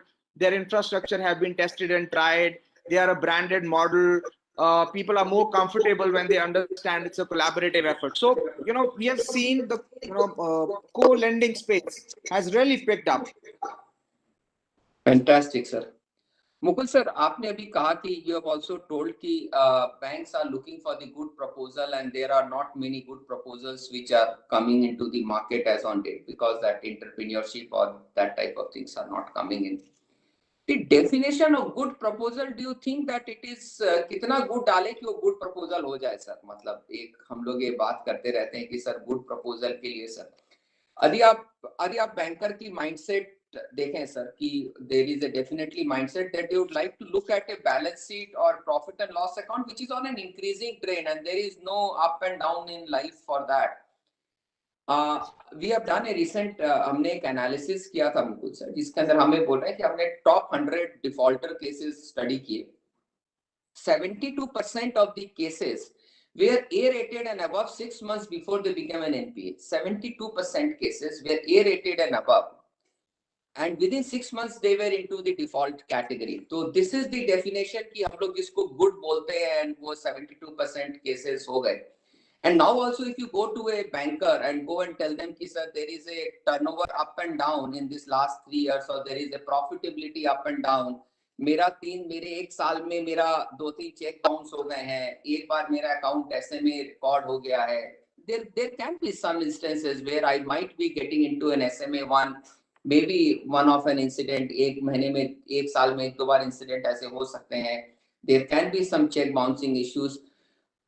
With my limited experience, I think that bankers should not be very forthcoming in sanctioning those type of loans. Sir, मेरे को लगता है कि sir, corporates are also like the body. In case if any corporate which shows there is a consistent growth and consistent profitability for last 10-12 years, and there is no ups and downs in life of the corporate, see, there is something fishy because it is too good to be true. Are we not accepting the fact that कि banker का जो appraisal का जो process है, they need to change their mindset that if it is too good to be true, then also there is a problem. You are looking at a good balance sheet, but whether the good is always good into the longer run. So this is what I wanted to make you understand, Mukul sir. बहुत Yes, ही sir. सुंदर शब्दों का आपने प्रयोग किया है और इसके लिए मैं कहना चाहूंगा, it is very difficult to believe too good to be good, क्योंकि गुड बनने के लिए एक बहुत लंबा सफर चलना पड़ता है और उस सफर में चलते चलते आपको कांटे और फूल दोनों ही मिलते हैं. बैंकर्स हैज टू एस्टैब्लिश, सबसे पहले एनालाइज करना चाहिए और कर भी रहे हैं, who is the promoter, what has been his track record, despite he has been serving the debt from last so many years, maybe 2 decades, a decade or over a decade, had been passing through a little tough time, तो सबकी भौएं चढ़ जाती हैं और inverted comma में आ जाता है, whether to extend any help or to withdraw your help. So ये सबके लिए है. प्रॉब्लम क्या है आज हमारे लिए, जो सीट पे बैठा हुआ है, जो trustee in the shape of DGM है या रिलेशनशिप मैनेजर है, उसके लिए एक बहुत बड़ा स्टेक है. मैं इसको एक्सटेंड करता हूं, इस प्रेशर में कल अकाउंट स्लिप हो जाता है, who will support me, nobody. उस डर के कारण, उस भय के कारण आज हम डिसीजन नहीं ले पा रहे. तो फिर इसका मतलब एक सपोर्ट जिस लेवल पे प्रमोटर पहुंच चुका है और उसको जब कठिनाई है और उसको जरूरत है बैंकर के हेल्प की, बैंक विड्रॉ कर रहा हो, तो एक बहुत बड़ा इश्यू हमारे सामने खड़ा हो रहा है और we are addressing. So normally आपने जो कहा कि बहुत अच्छे क्लाइंट हैं, who has been good reserves हैं, they really are not looking for any debt now. और जो सक्सेसफुल एंटरप्रेन्योर्स हैं, उनके बच्चे तो डिटरमिन्ड है कि ये हमने लोन के बिना ही काम करना है, no debt. All over India में अब ये शुरू हो चुका है, विच सबसे पहले आवाज रिलायंस से आई थी, डेट फ्री कंपनी और equivalent to debt free company. एक अलग से कॉन्सेप्ट आया है, equivalent to debt free company. फिर उसके बाद बहुत सारे बिग कॉर्पोरेट्स ने ये अनाउंस करना शुरू कर दिया, we don't want to avail in that, no expansion with that, because there are funds available now in the market. और MSME के लिए भी गवर्नमेंट ने इस ड्यूरिंग कोविड 2 बार 25 हजार करोड़ के 2 बार फंड फॉर फंड बनाए MSME के लिए through SIDBI. But rules and regulations बहुत अच्छी तरह बन के अभी तक नहीं आए. These are the available. I was listening to Mr. Gadkari in one of the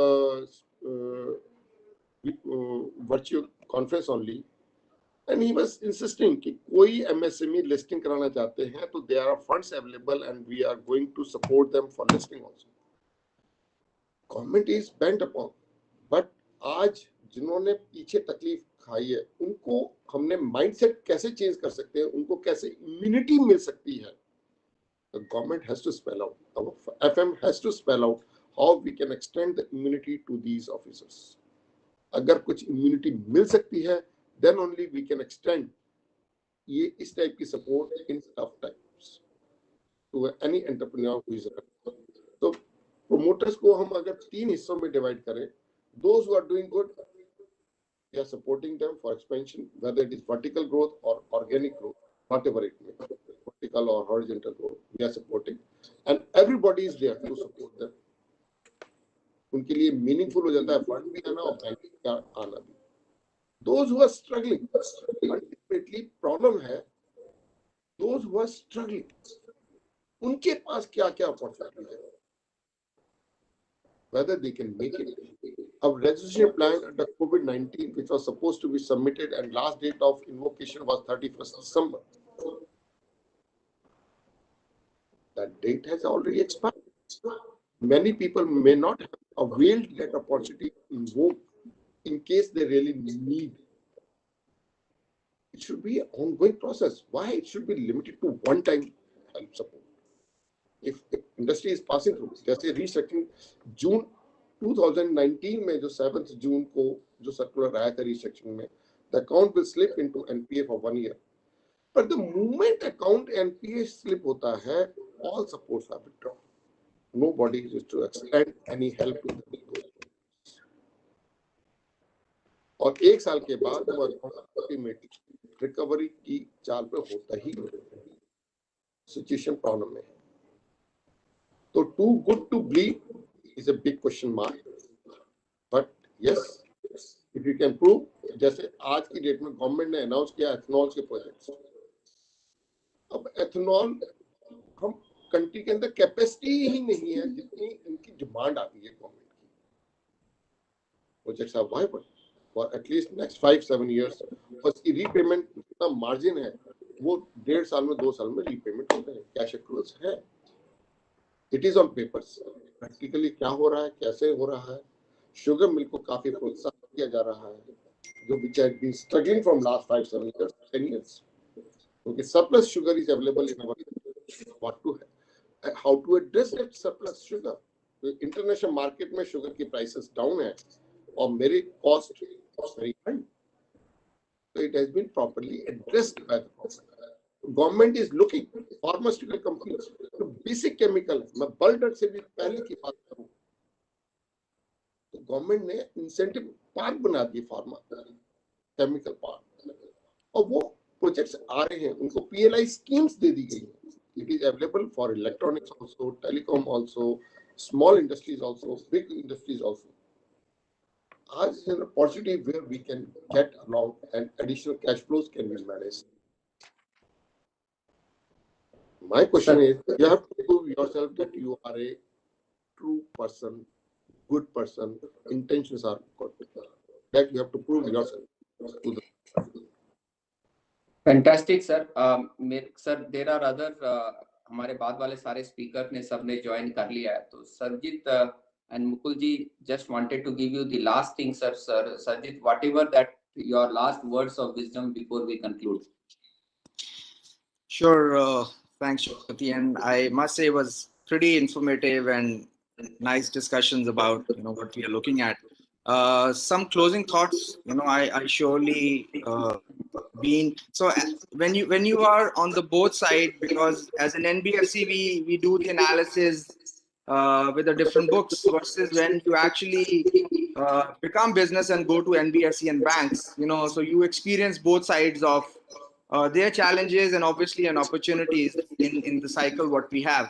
So I'll probably like to add that since we can talk about COVID, it has been blessing in disguise in certain situations. It has given certain opportunities to certain industries. Some of them are still going through a bad phase, maybe hospitality and all of that. But I think we, as an Indian, we always keep saying that we are, a social animal, and we try to just push back, go back much faster than we can think of. I think what we really need to understand is that there is a lending cycle and there is an economy cycle as well. So as a responsible MSME guys, as a responsible bankers, as a responsible industry guys, it is very important for us to realize that whenever everything is good, everybody is out there to give you money. It's just the crisis time. I think that's where we should make a conscious effort for an MSME to make sure that the planning is done, as Mukulji rightly said, that there could be situations then most of the companies have started looking at being debt free, and that's the basic fundamental, especially the next generation, people like us who are from a first generation entrepreneur. We've been very clear that if you're debt free, it might take a long, but then for you to get there, it's going to be much easier and safe. But then again, sometimes you have to take that risk. How much you should take it, when you should take it, those are the questions which nobody can do it on your behalf, because every individual, every industry, every situation is different. The all thing I want to wind up is that we all need to be very careful with the economy cycle and lending cycle, because eventually if you try to jump either one of them, you're surely going to get hurt. Fantastic, sir. Mukulji, your last concluding remark. मेरा सब भाइयों को जो भी businessman है और इस association एसोकैम के माध्यम से ये एंजॉय करने का टाइम है. I think we in our life can again see India as a golden eagle. आप सबको जुड़ना पड़ेगा, मेहनत करनी पड़ेगी. It's nothing which can stop to be one of the leader of the world. जो 350-400 साल पहले था भारत, आज द्वारा भारत बनेगा. हम सबको मेहनत करनी पड़ेगी, काम करना पड़ेगा, और हाथ पकड़ के हम सब intentions of the government well established to extend all support, all type of support, whether it is collateral or non-collateral or anything, whatever it is in the industry. Demand is there.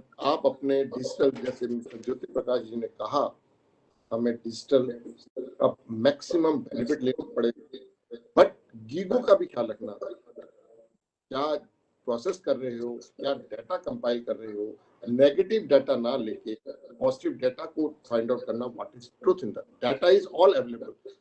गलत भी available है, सही भी available है. We have to apply our mind. Mind is faster than the computer. Please let me tell you. We just need to analyze what is the source of the data and how it is to be used. Sir, मैं सबको best of luck कहता हूँ. Let's see, we all will able to witness a growth story in the world. Thank you. So I think the summary of the discussion is that, if I can summarize in 3-4 quick words, is that it is an optimistic time. It is absolutely golden time for all of us coming forward to. Bankers or the lenders, they are willing to give us the money. Only thing is that we need to be truthful and honest, and we just try and see that whatever the plans that we have, it is definitely a viable one. But as far as the environment, the government, the ecosystem is concerned, I suppose this is one of the best time for an entrepreneurship, and taking the Mukulji's vision forward, that सोने की चिड़िया वापस से हम लोग भारतवर्ष में इस time पे हम लोग देख पाएंगे. And with this word of positivity, optimism all around, I would like to thank all my panelists, Sarjit, and Mukulji. There cannot be better panelists for me, and I definitely personally I enjoy being with both of you. So मेरे लिए तो sir, it was absolutely well time spent together. Sarjit and Mukulji, thank you so much for being. Absolutely, Jyoti. I think, as I said, you asked so good questions, so we are all good. Thank you so much, Sarjit. Thank you, Mukul, Thank sir. you, everyone. Thank you, Sarjit. Wish you all the best. Now I hand over the mic to Vivek ji to take the discussion forward. That it is on creating a competitive business environment in Chandigarh. Thank you, Vivek ji. Now you can take it up. We are all done. Thank you. Thank you. Okay, thank you, Mr. Jyoti. Thank you very much. Thank you.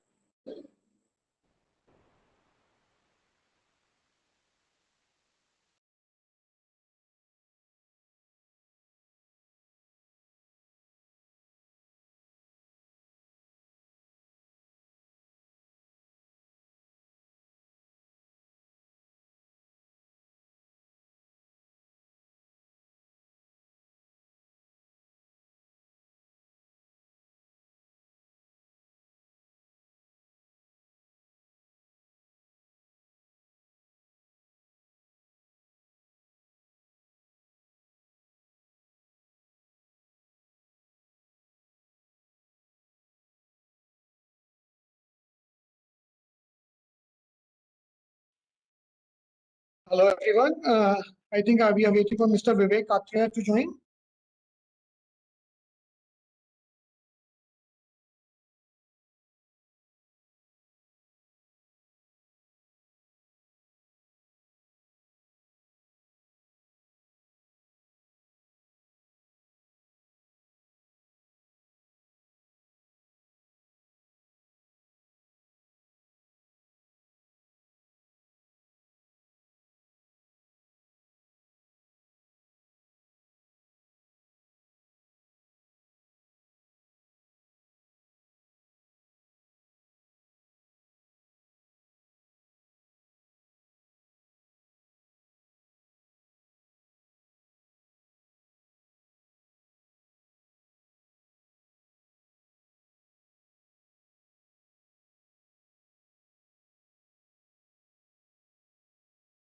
Hello.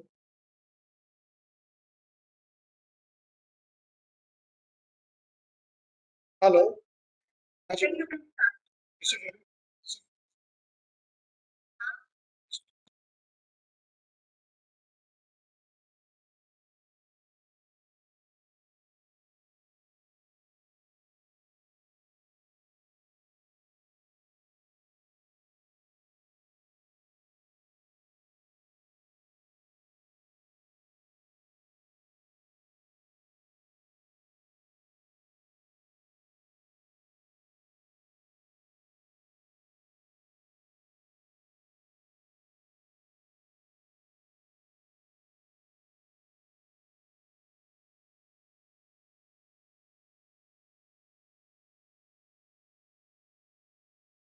Hello.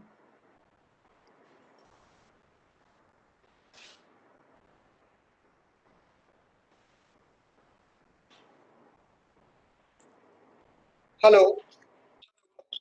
Yes. Yeah. So, good afternoon, ladies and gentlemen. I Good extend my afternoon. warm welcome to all participants attending the session on creating a competitive business environment in Chandigarh. Welcome you all. My name is Vivek, and I'm Vice President at Texai Research. Texai Research is a market research company focused on syndicate custom and consulting, and we are based in Noida. So, as the title suggests, the objective of this session will be to discuss the present challenges faced by MSMEs as well as other industries in Chandigarh, especially in the light of COVID-19, and get insightful suggestions from our experienced panelists on creating a healthy environment to do business with ease. Furthermore, panelists on our experienced panelists will be guiding us on creating a healthy environment to do business, and they will provide recommendations on how to make industries highly competitive in Chandigarh on both national and international front. The discussion will revolve around the factors enabling competitive business environment, such as labor reforms, policy measures to be taken at the administration level, and improvement in infrastructure across industries, including IT, tourism, agriculture, food processing, automotive, and manufacturing industries.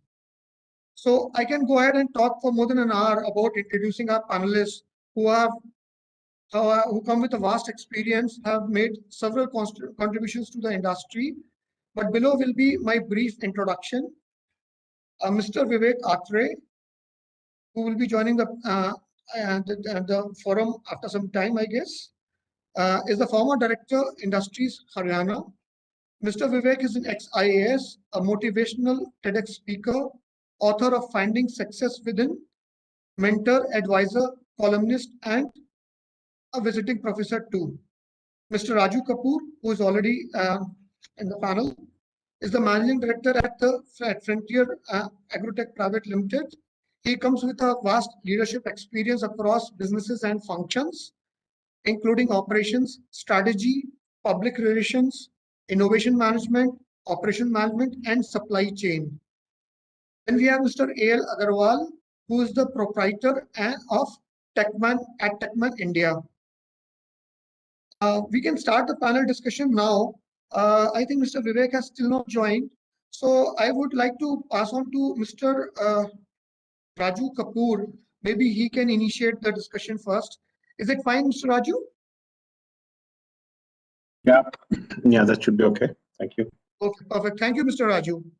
So I'll go ahead with a question on since you have a vast experience specifically in the agribusiness and food processing industry. So my question to you will be like, since the present central government has taken charge in 2014 onwards, agri-based businesses and food processing industry in India, and especially in Chandigarh, has got renewed focus.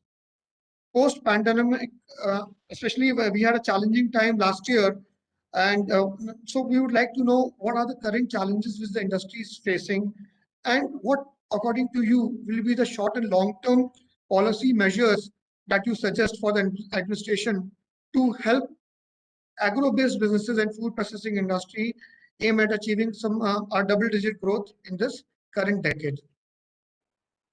Okay, so thank you so very much, and I appreciate you and Cham to give me this opportunity.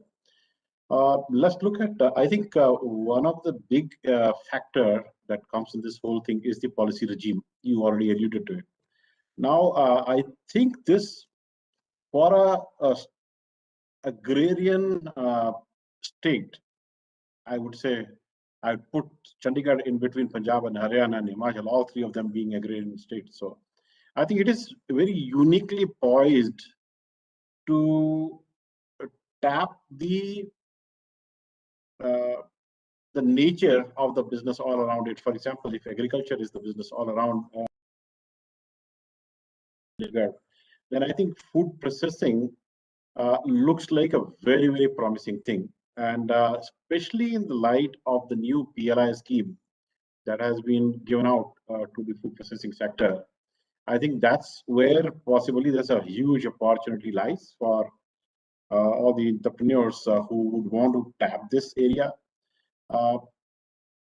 See, the criticality is that you are right now at the cusp of the need of struggling. I mean, you see the farmer protest and all that stuff. They're struggling simply because there is no alternative available for the farmers today, and they have gotten used to a particular format of growing rice and wheat and then selling it to the government and sitting at home and then whatever. So I think right now the state is both the states are in a very difficult position. They want to move out of this wheat and rice rotation. I think there's not a lot of value addition that we have seen around wheat and rice. But having said that, I think if we can take the food processing sector closer to the areas of manufacture, that would be a great opportunity. The second thing, there's about 1 lakh crore rupees of agri-infrastructure fund that has been approved by the central government. That fund is actually aimed at creating the requisite processing, handling, storage, kind of an infrastructure close to the farms. So that's a massive opportunity I see for anybody who would want to be in this business. So these, apart from it, there is a lot of focus right now on the farming per se and the diversification. So if looking at all these 3 or 4 core mega trends, if I may call them, I think it's a great time to be in the food business and especially the food processing business. Also, because of the COVID and COVID-related disruptions and all, see, one sector which has been almost COVID-proof has been agriculture. And depending on that, the food processing. So I think that's where lies the opportunity, wherein, whatever happens, there will be enough mouths to feed. And people are moving towards processed foods. Right now, in India, I think the ratio of processed food to total production is so abysmal that, any increase in that is going to be a huge quantum jump. Look at the fruit and vegetable and the grains. The amount of quantity wasted for the lack of either the handling, storage, or processing infrastructure is enormous. Now, this offers another opportunity for people to be somewhere in this entire what we call as the agriculture to food chain. So I'll call it a farm to fork chain. So in the farm to fork chain, I think there are opening a large number of opportunities. And India, the government's target to increase India's exports significantly, almost 3 times in the next 2 years, agri exports. That's another opportunity that comes in the wake of, and especially if you're sitting in the center of, let's say, Punjab, Haryana, and Himachal, then you are at just the right place to tap on that opportunity as well. So, having said that, I think what is most important right now is that this is a time of disruption. There are major disruptions taking place. COVID has been just one of them, but digitalization has been the other one. There's a major disruption happening in the organization, in the entire what we call is the economic space. So this is the time for the brave to come forward and hold it with both the hands and move forward, because these are the times when you can create differentiations, which is what will give you premiums. And we talked about competitive advantage. So the competitive advantage can only come by way of, if you are able to correctly assess the need of your targeted segment customer. And first of all, you need to target where you want to be, and then assess the need of those. If you have correctly assessed the need, then the next clearly is the innovation. So if we could be innovation driven, ride on these disruptions, and understand what our customer needs, I think I say that there's a significantly large opportunity right now available to us. All we should know is exactly, how do we articulate what we call as the value proposition that we bring to the market, and how do we deliver it to the customer, and how the customer experiences it. Those are very critical. So to come back to the main topic, I think we right now have we are just about the right times to go gung-ho on business, invest right now in all those leading technologies, or in the products or services. So services is another sector which is opening up for this zone, because I mean the services could move from. I do not know if you want to talk only about food processing, but there are a large number of services that are going to open up. They may range again, and this being an agrarian zone, I think in the agriculture zone itself, the services opportunity is going to be plenty. They may vary from, let's say, supporting the farmer to supporting the government. It could be in the area of ensuring a safe food chain. It could be in the area of ensuring that we have the better input use efficiency coming in. Water is a major crisis for Punjab right now. Pollution is a major crisis for Punjab. So the opportunities in these two areas are also significant.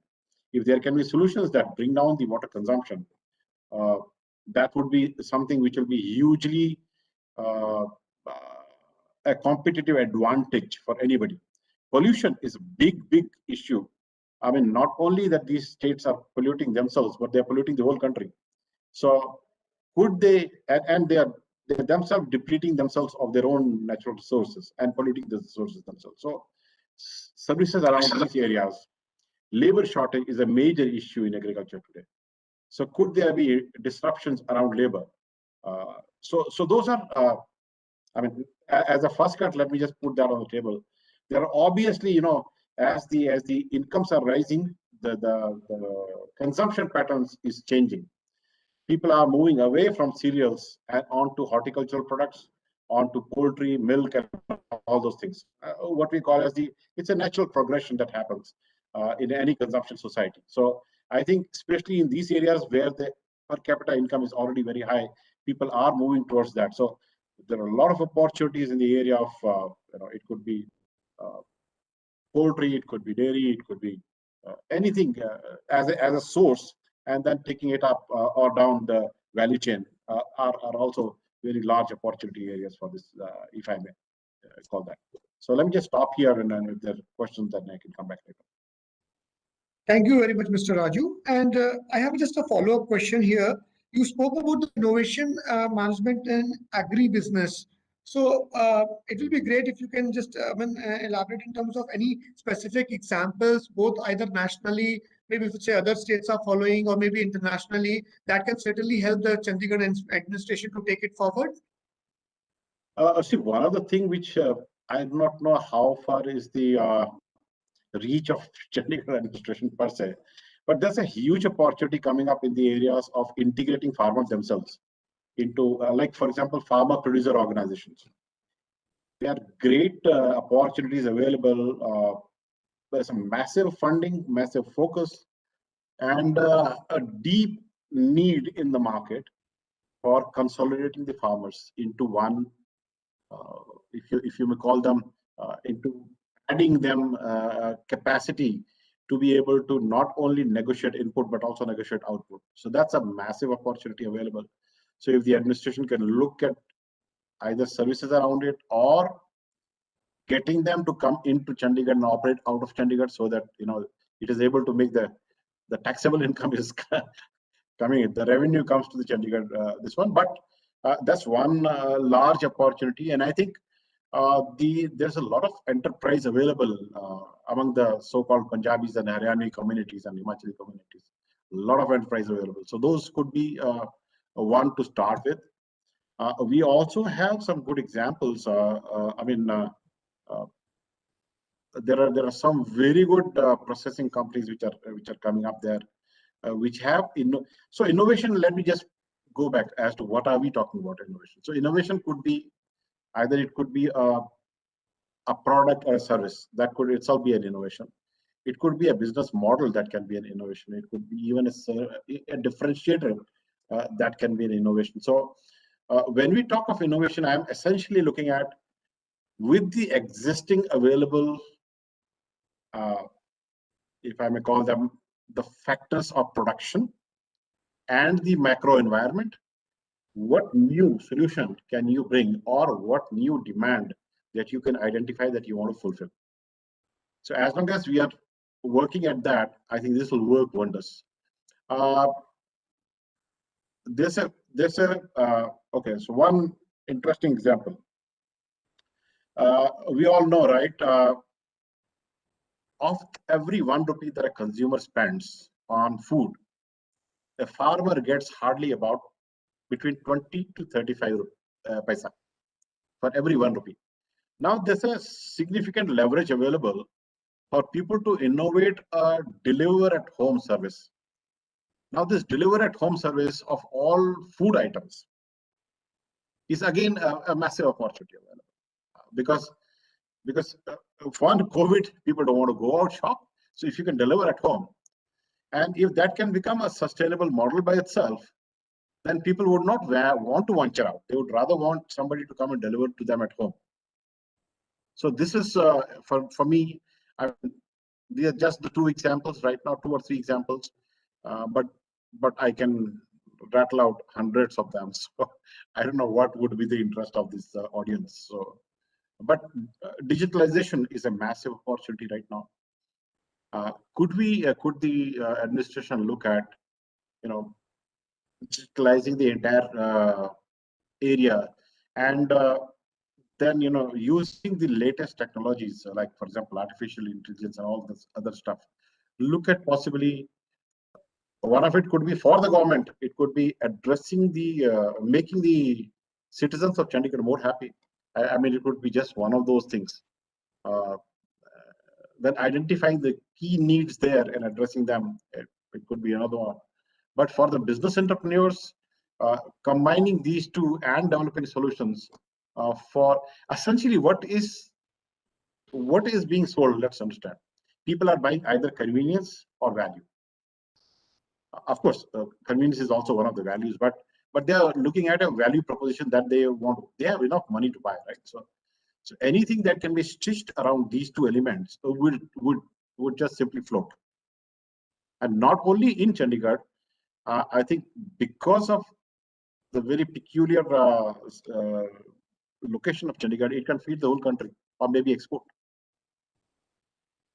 That was deep insights, Mr. Raju. Thank you very much. Meanwhile, I was just like, I saw the Mr. Jagjit Singh has joined us.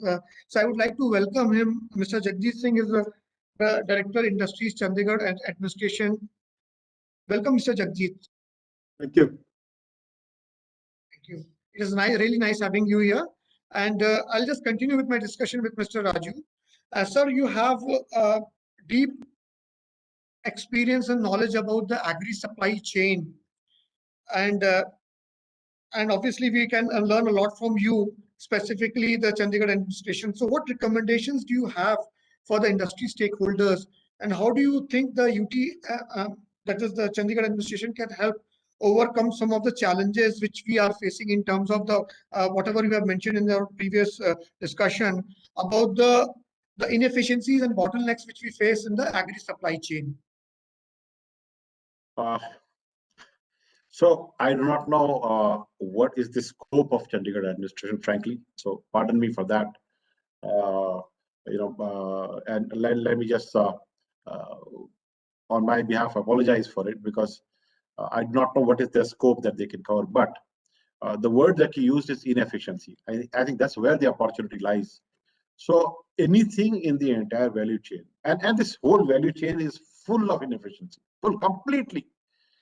Like I told you, 1p that anybody in Chandigarh pays, and the amount that a farmer who grows it gets it.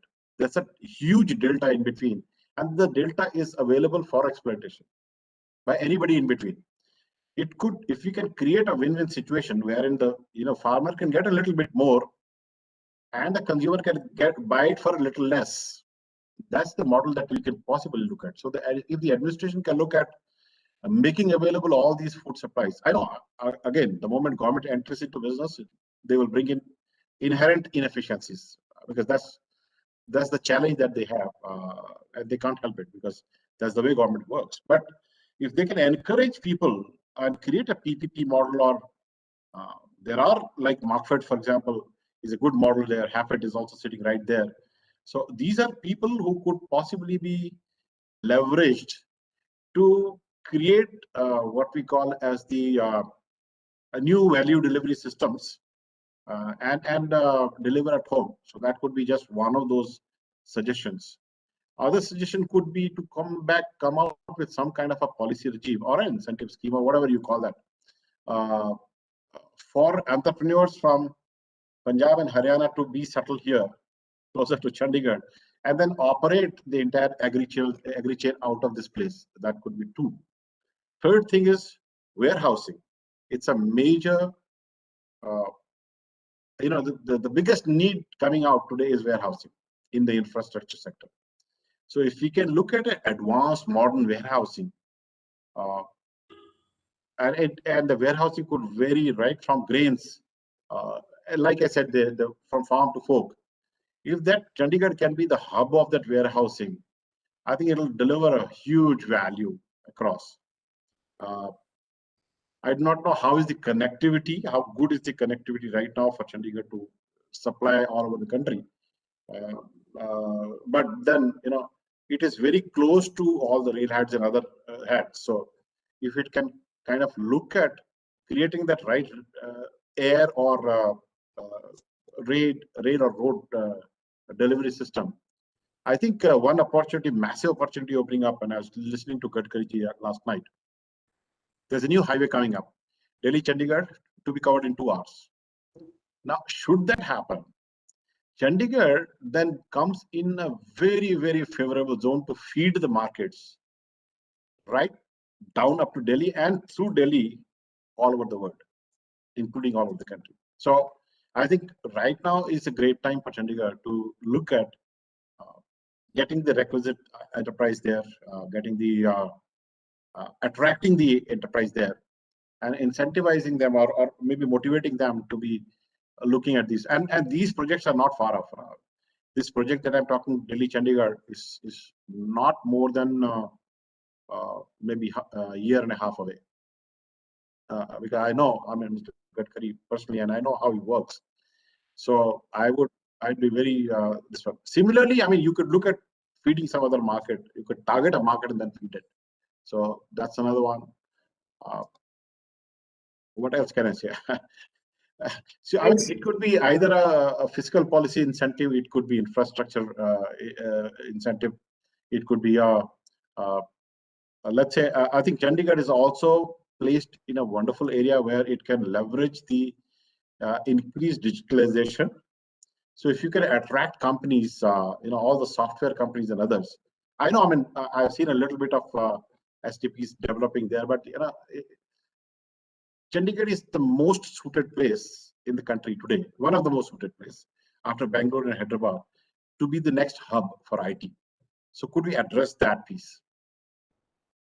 So, I mean, these are just some of the off-the-cuff suggestions, but we can always sit together and possibly look at what else could be done. Thank you very much, Mr. Raju. Nice. I'll pass it on now to Mr. A.L. Agarwal. Sir, this question is for you, sir. What are the pressing issues which, according to you, are the automotive and allied manufacturing industries are facing in and around Chandigarh? So, and in terms of your recommendations, what short and long-term policy measures do you expect from the administration to help resolve some of these issues? Thank you, Mr. Vivek Gupta. So regarding these issues, fortunately, after pandemic, this track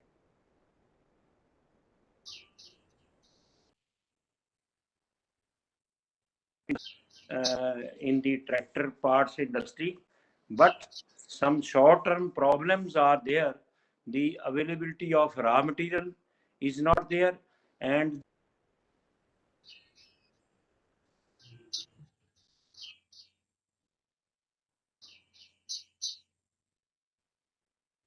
products.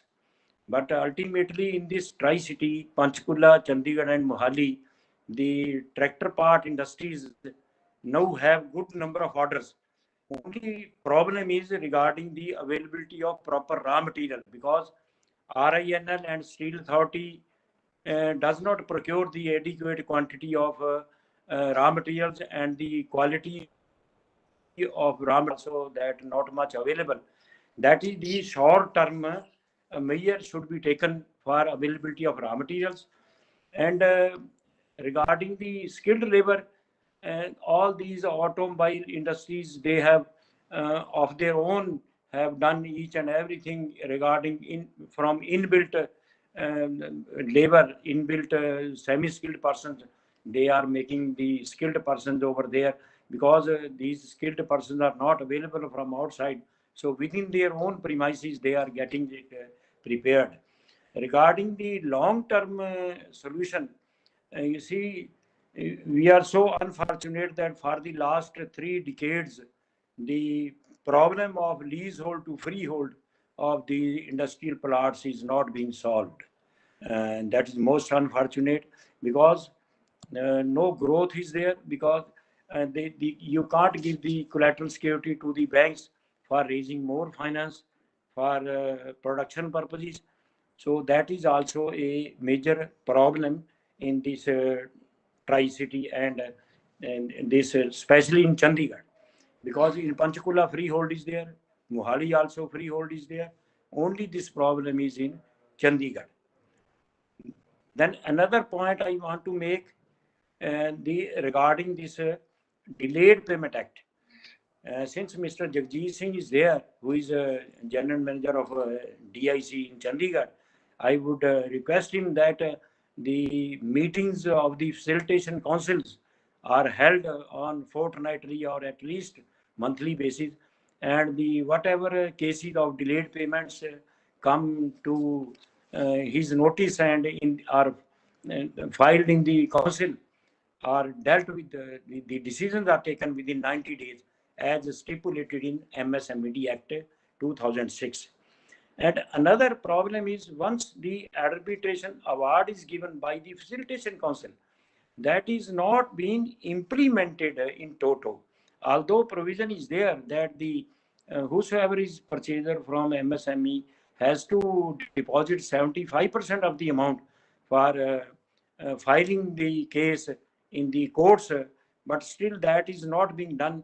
And I would suggest that once the arbitration award is announced, it should be binding upon the parties, or and the whatever decision is taken by the arbitration council regarding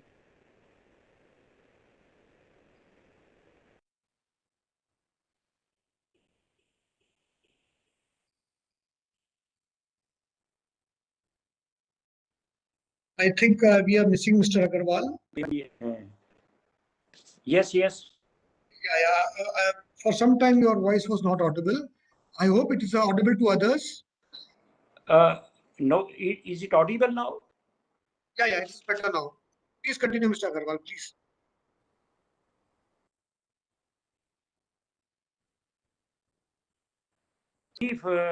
Problems and their solutions. If there is some sort of data bank in the DIC, Mr. Jagjeet Singh is there, I would suggest if some sort of data bank, what precisely is needed by the Mahindra tractors, Sonalika tractors and other tractor parts, if they can have a data bank, their field investigators can go and contact these units and then take what precisely are the parts to be required by the tractor companies, and then this information is disseminated amongst the tractor parts manufacturers.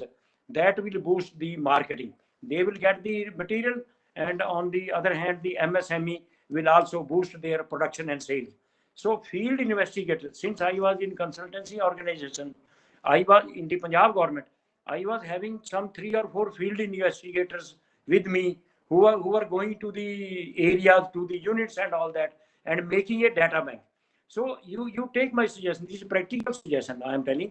तो जगजीत सिंह से मेरी ये गुजारिश है कि वहाँ पर कोई फील्ड इन्वेस्टिगेटर है, प्रोजेक्ट मैनेजर है, वो अगर एक ऐसा ट्रैक्टर पार्ट्स में सरकारी तौर पे जाके ट्रैक्टर पार्ट्स इंडस्ट्रीज में जाएं, वहाँ से ये डाटा कलेक्ट करके ले आए, these are precisely are the components which they require in time, और वो उस इंफॉर्मेशन को यहाँ डिसेमिनेट कर दें इन ए क्वार्टरली मीटिंग, तो उससे क्या है कि यूनिट्स को मार्केटिंग की सपोर्ट मिल जाएगी और उनको टाइम से मटेरियल मिल जाएगा। दोनों तरफ का जो गैप है वो विवेक जी एक करना बहुत जरूरी है, ये प्रैक्टिकल चीज है जिस व्हाट आई हैव सीन। तो डीआईसी का जो रोल है वो काफी कम हो चुका है, डीआईसी का रोल बहुत बड़ा होना चाहिए। एक नोडल एजेंसी है जो हमारे घर में बैठी है, वहां पर फील्ड इन्वेस्टिगेटर हैं, प्रोजेक्ट ऑफिसर भी हैं, सब कुछ हैं। दे once also I would like to appreciate this facilitation council. They are really doing a human service for MSME. तो कई प्रॉब्लम तो MSME की डिलेड पेमेंट की इनके नोटिस पे ही सॉल्व हो जाती हैं। सो विवेक जी ये एक बहुत बड़ा काम कर रहे हैं। 50, 60, 100, 70 केस हैं। पंचकुला में भी MSME का बड़ा ऑफिस है, मिस्टर जयदीप कपूर है और वहाँ पर दूसरे होते हैं, वो उससे काफी प्रॉब्लम सॉल्व जाती है। It's basically reconciliation between the MSME supplier and purchaser, तो उससे काफी प्रॉब्लम उससे MSME से सॉल्व हो गई। डीआईसी का ये रोल बहुत अच्छा है। अगर मार्केटिंग में भी डीआईसी का रोल हो जाए तो उससे क्या है कि मार्केटिंग का जो गैप है, एक एनएसआईसी है लेकिन एनएसआईसी भी उतनी इफेक्टिव नहीं है। और दूसरा पॉइंट ये है कि सिंगल पॉइंट रजिस्ट्रेशन एनएसआईसी का कोई गवर्नमेंट ऑर्गेनाइजेशन रिकॉग्नाइज नहीं करती। फॉर्चुनेटली अभी गवर्नमेंट ऑफ इंडिया ने जो बैंक गारंटीज का प्रोविजन था उसमें काफी रिलैक्सेशन दी है। उसमें अभी क्या है कि जैसे बैंक गारंटी पहले परफॉर्मेंस गारंटी 10% देते थे, ईएमडी की गारंटी 5% देते थे। अब वो हम जैसे अब अजमेर विद्युत वितरण है, जयपुर विद्युत वितरण है, दूसरे बिजली बोर्ड हैं, रेलवेज हैं, उसमें फॉर्चुनेटली जो अनाउंस किया था गवर्नमेंट उसका हमें फायदा हो गया। अभी क्या 2.5% पे हमारी बैंक गारंटी परफॉर्मेंस होगी और ईएमडी की बैंक गारंटी भी उन्होंने अभी माफ कर दी। These are the small measures which are boosting. और ये कोविड के जो 2 सैंक्शन किए हैं लॉन्ग टर्म है वो भी थोड़ा बूस्ट कर रहे हैं। लेकिन उसमें एक मेरा सुझाव ये है, जो कंटीजेंसी 20% हमें बैंक देते थे ना पहले, वो 20% कंटीजेंसी जैसे लेबर को पेमेंट देनी या कोई हमारी पेमेंट ज़्यादा डिले होगी, वो 20% जो है वो बंद कर दी है। तो ये एक हमारा रीस्टोर होना चाहिए। जो कंटीजेंट फैसिलिटी है, कंटीजेंट जरूरत पड़ जाती है पैसे की, कोई टेम्परेरी लिमिट लेनी है परचेज ऑर्डर के अगेंस्ट में, ये विवेक जी एक हमारा पॉइंट एसओकैम से लीजिए। आपके दीपक सूद जी मेरे दोस्त भी हैं, मेरे सन के दोस्त हैं, rather he is class fellow of my son. तो दीपक सूद जी से भी मेरी बात हुई है। ये आप इसको पॉइंट को लीजिए कि जो एग्जिस्टिंग हमारी कंटीजेंट फैसिलिटी थी फ्रॉम दी बैंक्स, उससे हमारा खर्चा थोड़ा चल जाता था और उससे हमारी थोड़ी टेम्परेरी लिमिट है। जैसे कोई ऑर्डर आ गया, जैसे हमारे पास अभी टाटा का ऑर्डर आ गया 1.5-2 करोड़ का, टेम्परेरी लिमिट के लिए अप्लाई कर नहीं कीजिए, अग्रवाल साहब पूरा सीएमए डाटा पूरा दो, आप लिमिट बढ़ा लो। सो ये विवेक जी एक पॉइंट लीजिए बैंकों के लिए कि ये भी हम लोगों को दें। और दूसरा ये एक दूसरा पॉइंट भी बहुत अच्छा है, अच्छी बात भी हमें बतानी चाहिए। इनवॉइस स्मार्ट हैं, दूसरे हैं, वो बिल फाइनेंसिंग पे आ गए हैं। एक वो बिल फाइनेंसिंग के लिए हमारी लिक्विडिटी अच्छी हो रही है, हमने भी इनवॉइस स्मार्ट पे रजिस्टर किया है। उसके लिए ये है कि 0.25% तो आप फर्म चार्जेस वो लेते हैं। दूसरा जो है उसका जो रेट ऑफ इंटरेस्ट है वो 6.5 से 7.5% है, ऑप्शन होती है। तो हम ये कहते हैं वो 6.5% पे हम लोगों को पैसा दे दें, इनवॉइस स्मार्ट वाले या दूसरे हमारी फंडिंग करें। तो ये कई मेजर बहुत अच्छे जो हुए हैं, उनसे कोई ज़्यादा घबराने वाली बात अभी नहीं रही एमएसएमई के लिए। गवर्नमेंट ने काफ़ी कुछ कर दिया है, वी अप्रिशिएट दैट। सिर्फ ये है कि जो इम्प्लीमेंटेशन पार्ट है डीआईसी में हुआ, बैंक्स की तरफ से हुआ, आरबीआई की मीटिंग है, एम्पावर्ड कमेटी मीटिंग वो नहीं होती, एनपीए का मैटर डिस्कस करें, नर्सिंग प्रोग्राम डिस्कस करें, that precisely is the lacuna with RBI. उसकी जो क्वार्टरली मीटिंग्स हैं उसमें हम लोगों को बुलाते भी नहीं है वो, विवेक जी एक सबसे बड़ा पॉइंट है। उसमें 98% बैंकर्स होते हैं, एसोसिएशन के 4 बंदे होते हैं, वो 40 होते हैं। ये आप मेरा पॉइंट नोट कीजिए, why they are not calling the industry association people to discuss NPA कितने हैं, पीएमईजी पे कितना दिया है, मुद्रा बैंक में कितना लोन दिया है, कितने आपने नर्सिंग किए, किसको ओटीएस किया। ये एक बहुत बड़ा सब्जेक्ट है जो कि आरबीआई से डील करने वाला है। और जिला उद्योग केंद्र भी आरबीआई को लिखे कि जितनी भी हमारे उसमें एसोसिएशन रजिस्टर्ड हैं उनको सभी को विवेक जी बुलाया जाए। मैं आपको बात बता रहा हूँ वो ग्राउंड लेवल की प्रैक्टिकल बातें हैं जो हम लोगों को चाहिए। इसलिए ये एक डाटा बैंक बहुत जरूरी है।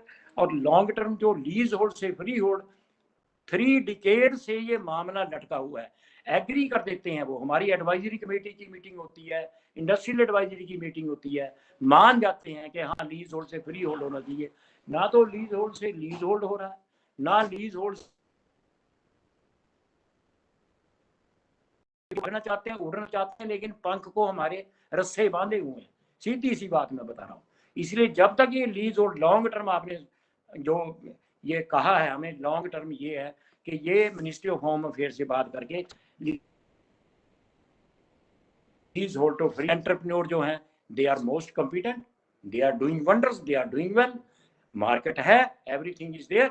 डीआईसी की एजेंसी, बैंकिंग की, आरबीआई की, ये इनको अपनी ड्यूटी करनी चाहिए। एक विवेक जी और एक बहुत बड़ा पॉइंट है, जो क्रेडिट रेटिंग है, हर एक बैंक हर साल बाद रिन्यू करते हैं लिमिट्स को और क्रेडिट रेटिंग करते हैं, उसका परफॉर्मा हम लोगों को देते नहीं है वो। हम कहते हैं कोई चार्ज रख दो उसको, कहते हैं it is a matter of commercial confidence. क्यों भाई, लेट देयर बी ट्रांसपेरेंसी। हमने अगर एग्जाम दिया है उसके जो मार्क्स हैं we should know it. Why the credit rating proforma is not given to us in a practical form, ताकि हम अपनी बैलेंस शीट को इंप्रूव करें, अपनी परफॉर्मेंस इंप्रूव करें। When I am technically quite competent, मेरी ISO 9001 है, मेरे प्रोडक्ट ISI मार्क है, तो मेरे 50 में से 50 नंबर क्यों नहीं, मेरा अकाउंट भी स्टैंडर्ड है, तो then why should I not get the facility. और ये जो क्रेडिट एजेंसीज हैं ये भी कंजर्वेटिव है, ये भी फुल मार्क नहीं देती। अगर मेरे नंबर ठीक है, मेरा स्टैंडर्ड अकाउंट है और मेरी ISO कंपनी है, प्रोडक्ट मेरे ISI में, माल बेच रहा हूँ ठीक, मेरी current ratio, debt equity ratio और ये टेंजिबल नेटवर्थ रेशो मेरी ठीक है, 50 में से 50 नंबर मुझे क्यों नहीं देते। ये लिबरलाइज्ड नहीं है विवेक जी, ये देश शुड लिबरलाइज। इनको अपना जो माइंड सेट है वो लिबरलाइज करना पड़ेगा। बैंक, आरबीआई, डीआईसी, ये सब लिबरलाइज हो जाए, आउट ऑफ दी वे आकर के एमएसएमई की सेवा करें, तो कोई कमी नहीं रह सकती। लेबर एम्प्लॉयमेंट भी हो सकती है, मार्केटिंग भी हो सकती है, सब कुछ हो सकती है। दूसरी बात की जो प्रोग्राम है जब तक वो खत्म नहीं होएगा, जैसे सरकार नई चीज सोच रही है, ऐसे जो हम लोग इम्प्लीमेंटिंग एजेंसीज हैं वो नई नहीं सोच रही, वो इम्प्लीमेंटेशन में देर लगा रही है। इम्प्लीमेंटेशन पार्ट नहीं, प्रोविजन बहुत कुछ है। अब डिलेड पेमेंट एक्ट में 917 नोटिफिकेशन है, every purchaser from MSME has to stipulate in his balance sheet the principal amount and the interest. कौन शो करता है, नहीं शो करता। Again government has given a very big thing, 6 yearly, half yearly form 1 भरना है। In form 1 भरने में clearly stipulate करना है कि why you have not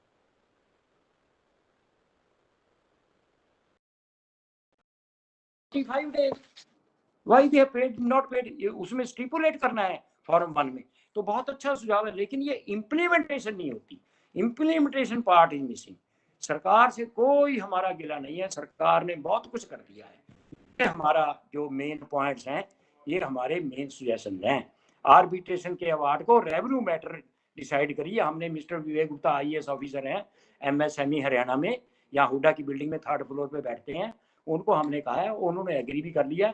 हमने अभी अगर ये काम हो जाता है, as a revenue receipt matter treat हो जाता है आर्बिट्रेशन का अवार्ड MSME का, 50% MSME की प्रॉब्लम सॉल्व हो जाती है। अगर MSME की लिक्विडिटी ठीक हो गई, उसके बिलों का भुगतान 45 दिन में हो गया, रॉ मटेरियल उसको मिल गया, वो मार्केट भी ढूंढ लेगा, टेक्नोलॉजी भी ढूंढ लेगा, स्किल्ड पावर भी ढूंढ लेगा, उसके पास किसी चीज की कोई कमी नहीं है। तो विवेक जी, ये मेरे प्रैक्टिकल सुझाव हैं जो कि मैं ये इस मंच पे देना चाहता हूँ, और काइंडली ये मेरे सुझाव को लेकर के आगे इसको इम्प्लीमेंटेशन कराने की कोशिश करें। आपका बहुत बहुत धन्यवाद। Thank you very much, Mr. Agarwal. These were very practical suggestions, and I'm sure Mr. Jagdish would have some comments on that. I will respectfully invite Mr. Jagdish to address the forum and share various initiatives taken by Chandigarh administration, and I'm sure some answers will be there for your concerns as well. Please, Mr. Jagdish.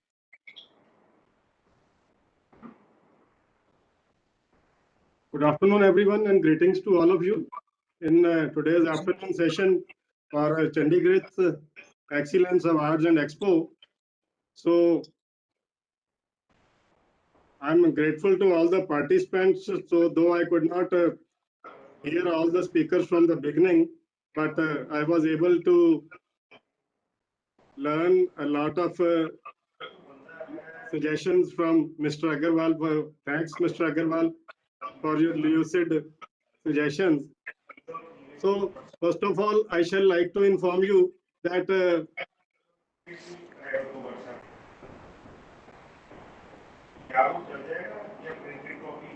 Chandigarh Department of Industries, Chandigarh, right now we are working on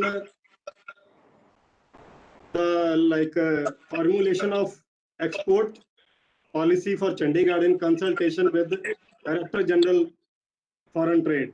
So that is under the concept of ODOP approach given by the Government of India.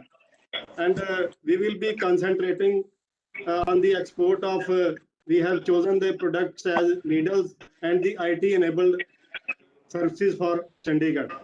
So hopefully the units from Chandigarh which are doing well in this sector will be able to gain from the policy.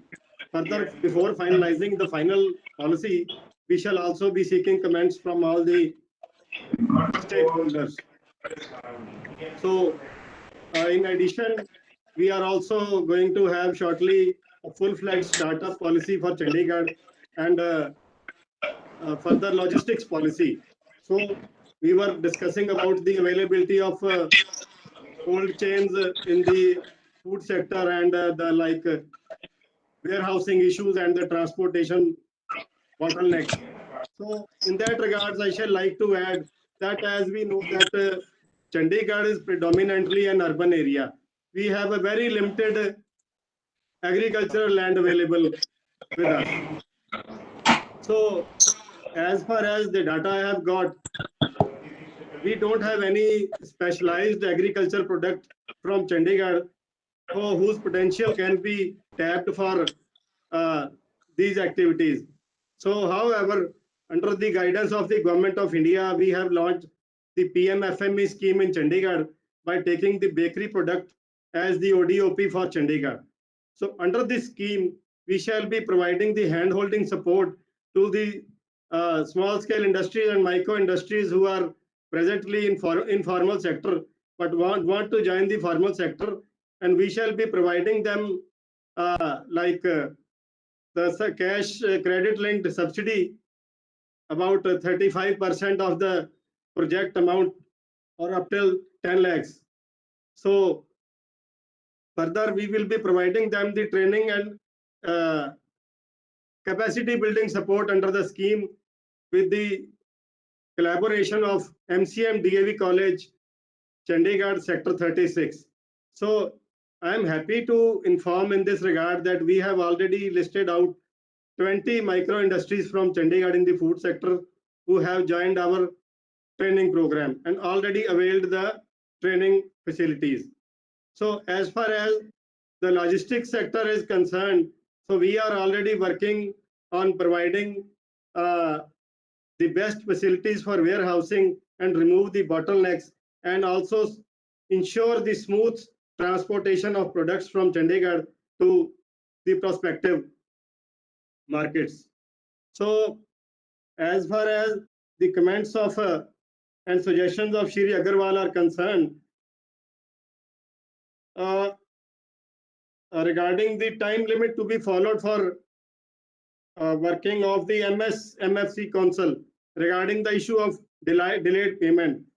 So in this regard, I shall like to inform that due to Corona pandemic, the meetings of MFC Council, they couldn't be held for a long time. Every one of us knows. So we have started the hearing out the cases again from the month of February itself, and regularly taking up the cases every week. So, but unfortunately, again due to surge of cases, will not be holding the council meeting for the next 2 weeks.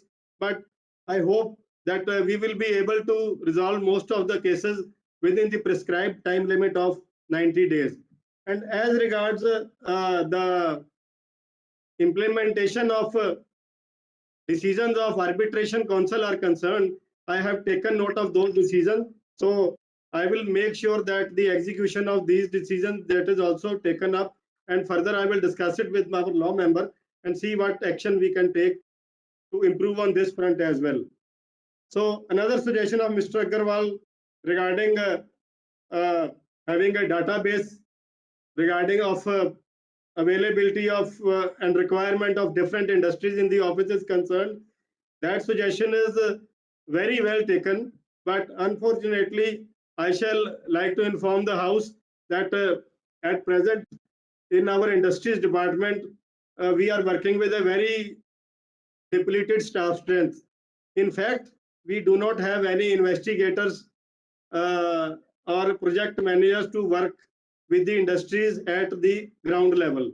So we are trying to rope in some specialized people to help us assist and further help out the industries in this regard.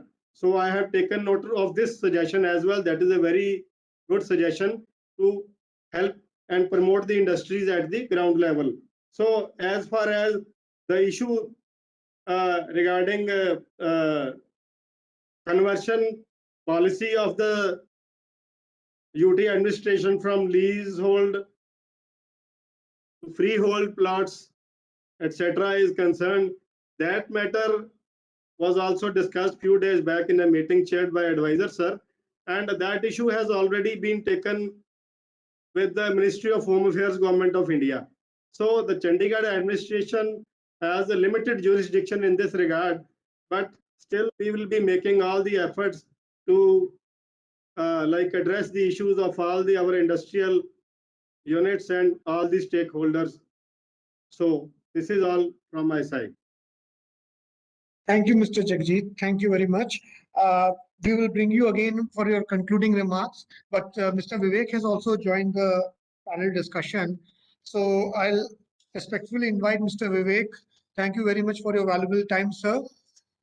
I have a couple of questions for you, sir. So since your contribution has been majorly into what I can say is about IT industry. So I have a couple of questions specific to IT industry, as well as the other contribution was mainly on the tourism industry.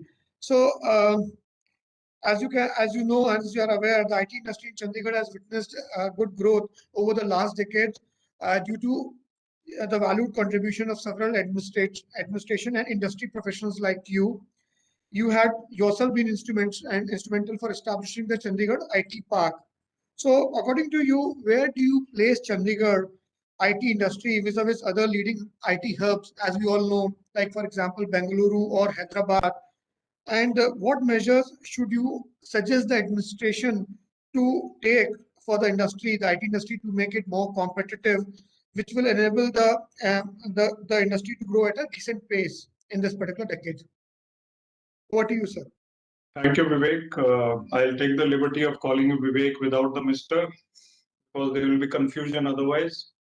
Actually, just because you are younger than me, I can just tell you that better to say Mr. Atre, Mr. Agarwal, Mr. Kapoor rather than saying first name, because it is not very clear, right? Sure. So I was very happy to hear your interaction with Mr. Kapoor and Mr. Agarwal ji, who knows me well. I have interacted with him many times, and also I'm happy to hear Jagjit and his inputs, which are very dynamic. I'm glad that he is taken over as Director Industries, and he will do a lot of good work, I'm sure. So I never had industries with me when I was in UT. I had IT and tourism and technical education and PR various times. But I have been involved with ChandiKrit, and I remember helping them to set up an exhibition in Sector 17. At times they used to have that there. It's very good that you're doing this virtually today, and it's a very nice step. You've asked me about IT, and that is, of course, my domain. And I've been Director IT Chandigarh for a long time when the IT Park came up. I think we need to do two things, or three things rather, that should be done. I think Chandigarh has made rapid strides since 2000. When 2000, we made our IT policy, which was on the pattern of Andhra, Karnataka, Tamil Nadu, Kerala, which were the better states at that time for IT. But at that time, the software exports from STPI Mohali, which is also looking after Chandigarh, were to the tune of about 100 crores per annum in 2000. Today, they are touching 5,000 crores per annum. And I've been monitoring and following up, and I can see that the number of employees in IT also in Chandigarh is touching about 30,000, could be more.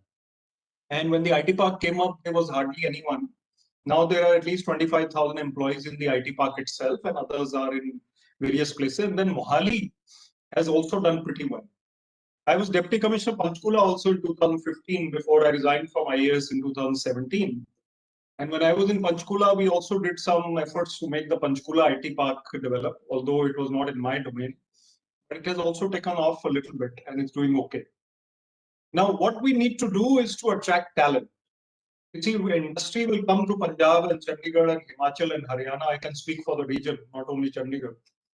They will come if we have talent, which is human resources. So it is not only the place or the space and the buildings which matter. I know for a fact that the companies would not come because there was not enough human resource available here. In fact, Hewitt Associates had done a report on Chandigarh and its IT development, industrial development, as to what needs to be done to train these youth. So I am a great believer in developing the talent of the youth. That means we need to imbibe soft skills in them.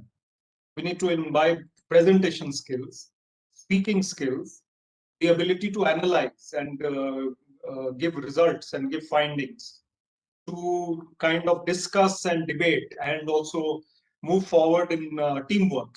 These skills are lacking in the youth because they come with technical knowledge, but they don't have other soft skills and all-round skills. There was a plan to open finishing schools in Chandigarh. It didn't really take off, but we had started something called Chandigarh Training on Soft Skills, which was CTOS. That CTOS program did pretty well for a while. It's still there in some schools and colleges. I think that needs to be taken up strongly. The second point is that the industry, the academy, and the government, they need to work more closely together. You see, the IT companies or the traditional brick and mortar companies, they all have their requirements. They are fast developing. It's a dynamic world. COVID has made things happen even faster. So technologies are changing, requirements are changing, skill set demands are changing. We cannot sit in 2020 when it is 2021. We have to move with the times. So syllabi need to be revised. We need to have internships of a greater level in the industry from the colleges. We need to have top institutions like PEC and PGI and PU driving these institutions and driving the excellence. Collaboration between industry and academia.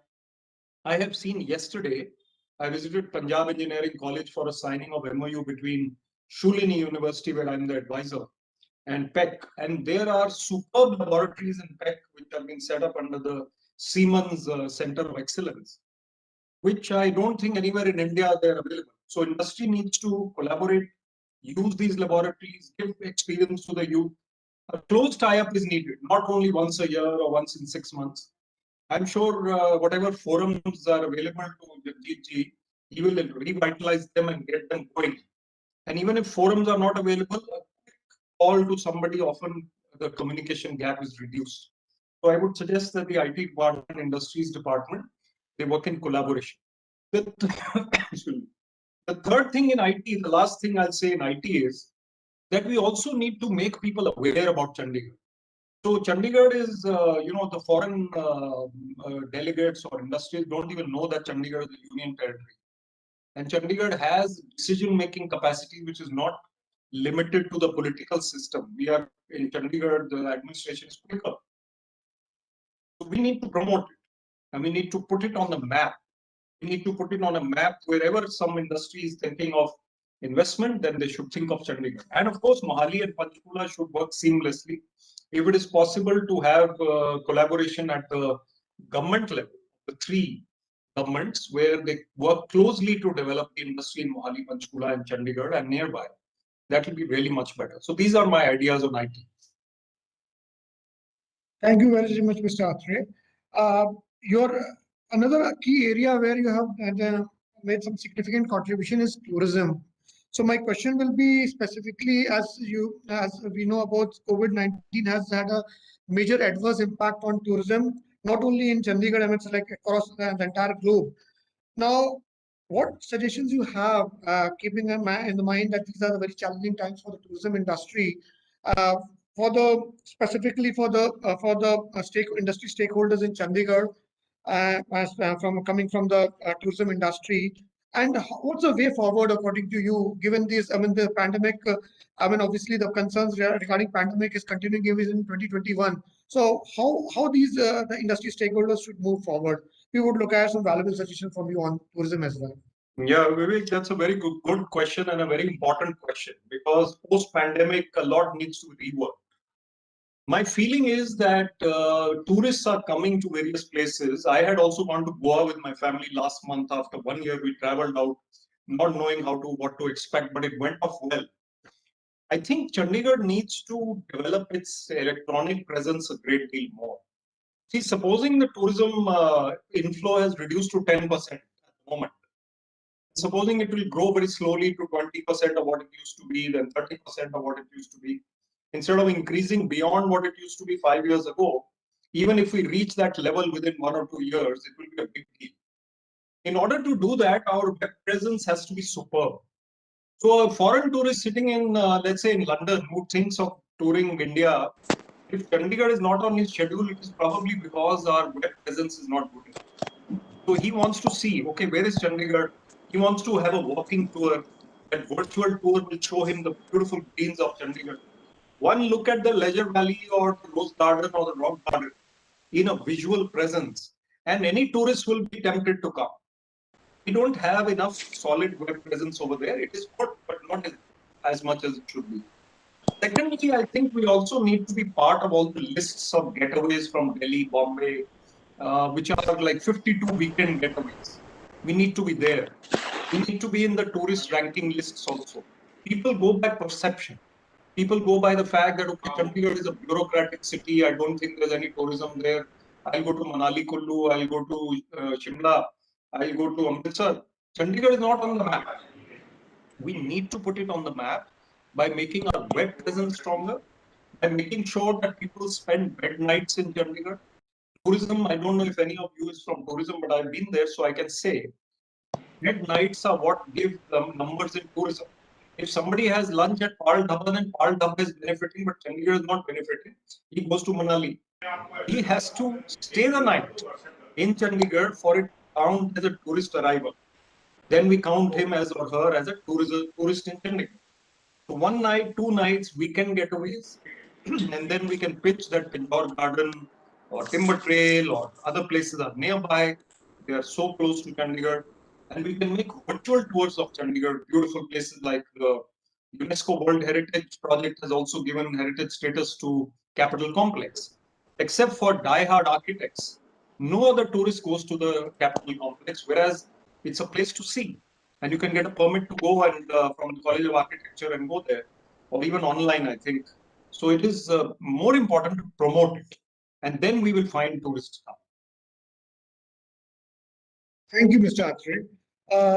I think now we can have an open forum if somebody wants to add up, and then finally we'll get the concluding remarks with Mr. Jagjit and from myself.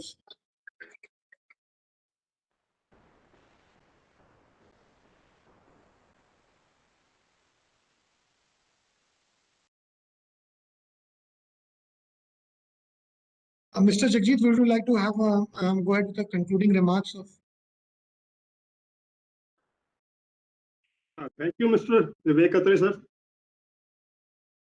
Good to see you. Thank you. So I have taken a note of all your suggestions. So very well taken. The first was regarding the inculcation of soft skills for our students and youngsters. So I shall like to that. I'm presently in Chandigarh looking after the position of Director Technical Education as well. So okay, good.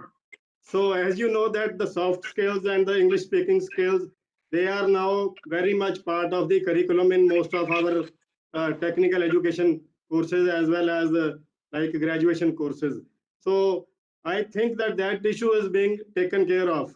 And wherever there is a like gap and there is shortcomings, we are making special efforts to bridge those gaps. And as regards the collaboration between industry and the academics. So as you know that we have already the Prime Minister Kaushal Vikas Yojana scheme going on very successfully in Chandigarh at a number of centers.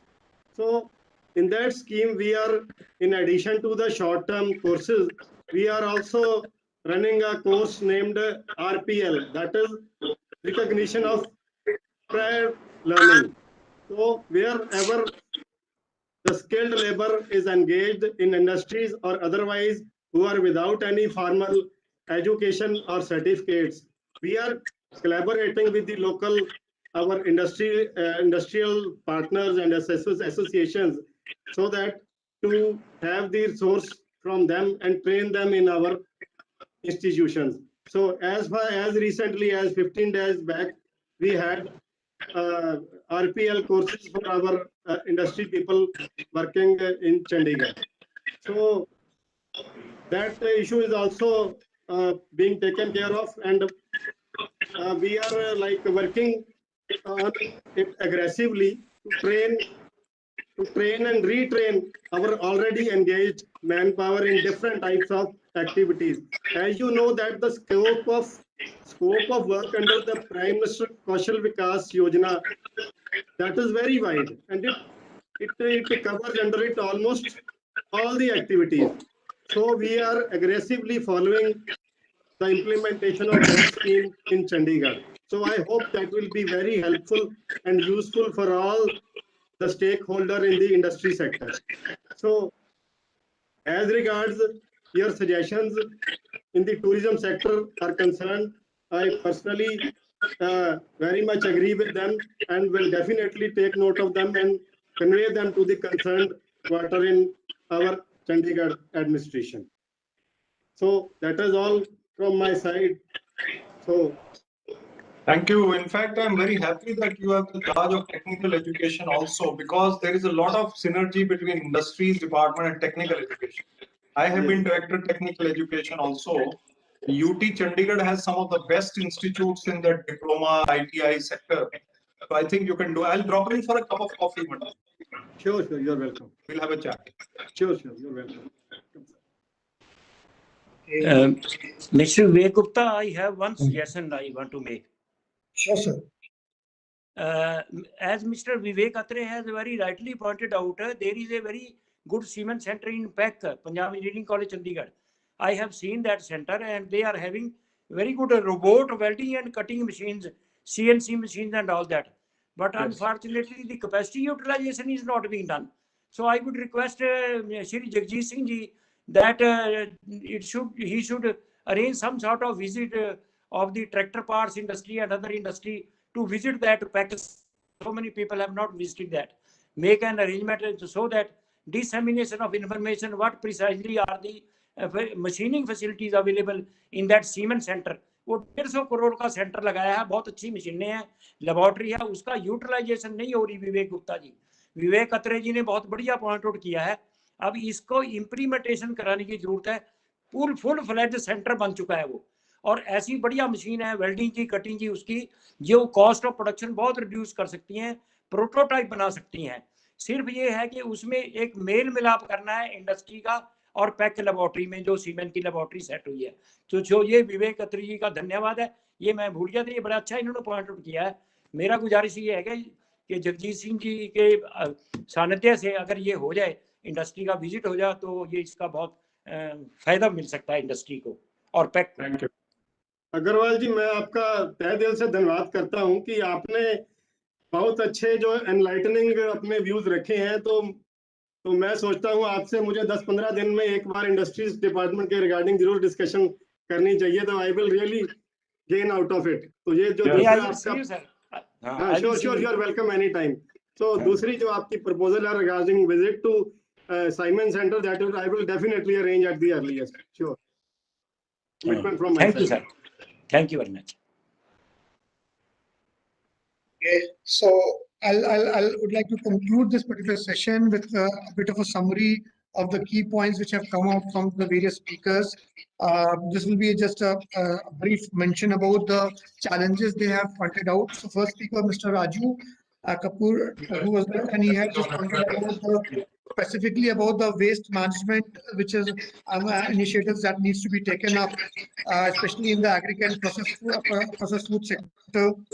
He specifically mentioned about the water also, like the consumption of water. How can we minimize the consumption of water going forward, as well as the labor shortage and rising pollution overall, specifically in the Chandigarh and surrounding areas. I think these were the points which he brought forward. As far as Mr. Agarwal is concerned, he spoke about the availability of raw materials specifically for the tractor parts and the skilled labor issues, which were the clear concerns, and obviously several other practical suggestions which he has given us, which were well taken by Mr. Jagjit and the audience. Then lastly, Mr. Atre, he spoke about how we can go about strengthening the IT industry in Chandigarh by attracting more talent and focus on skill development and their soft skills.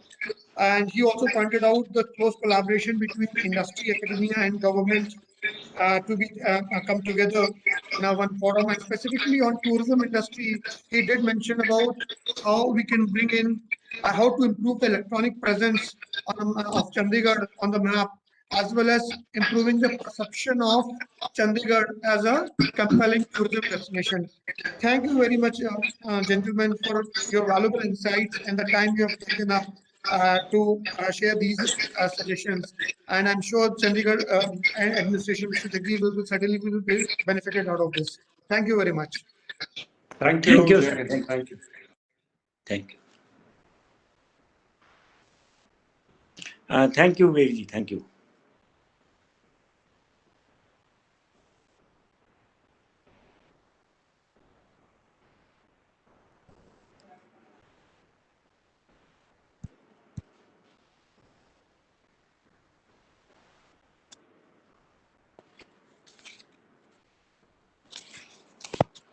हाँ, तरसेम सिंह है।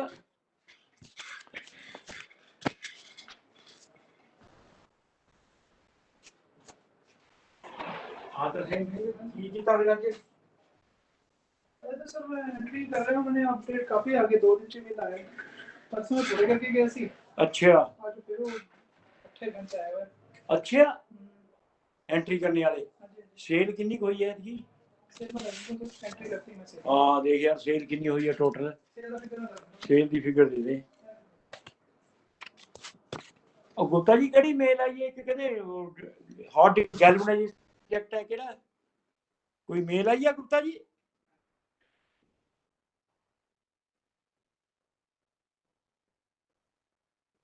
Gold Fehling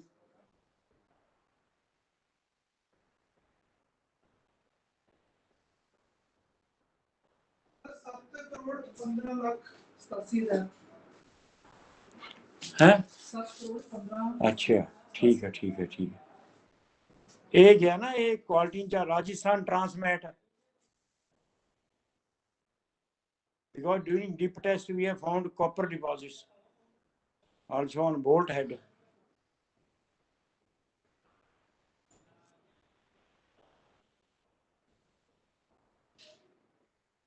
ਇਹ ਕਿਹੜਾ ਮਾਲ ਗਿਆ ਉਸ ਨੂੰ ਟਰਾਂਸਮੈਟ ਨੂੰ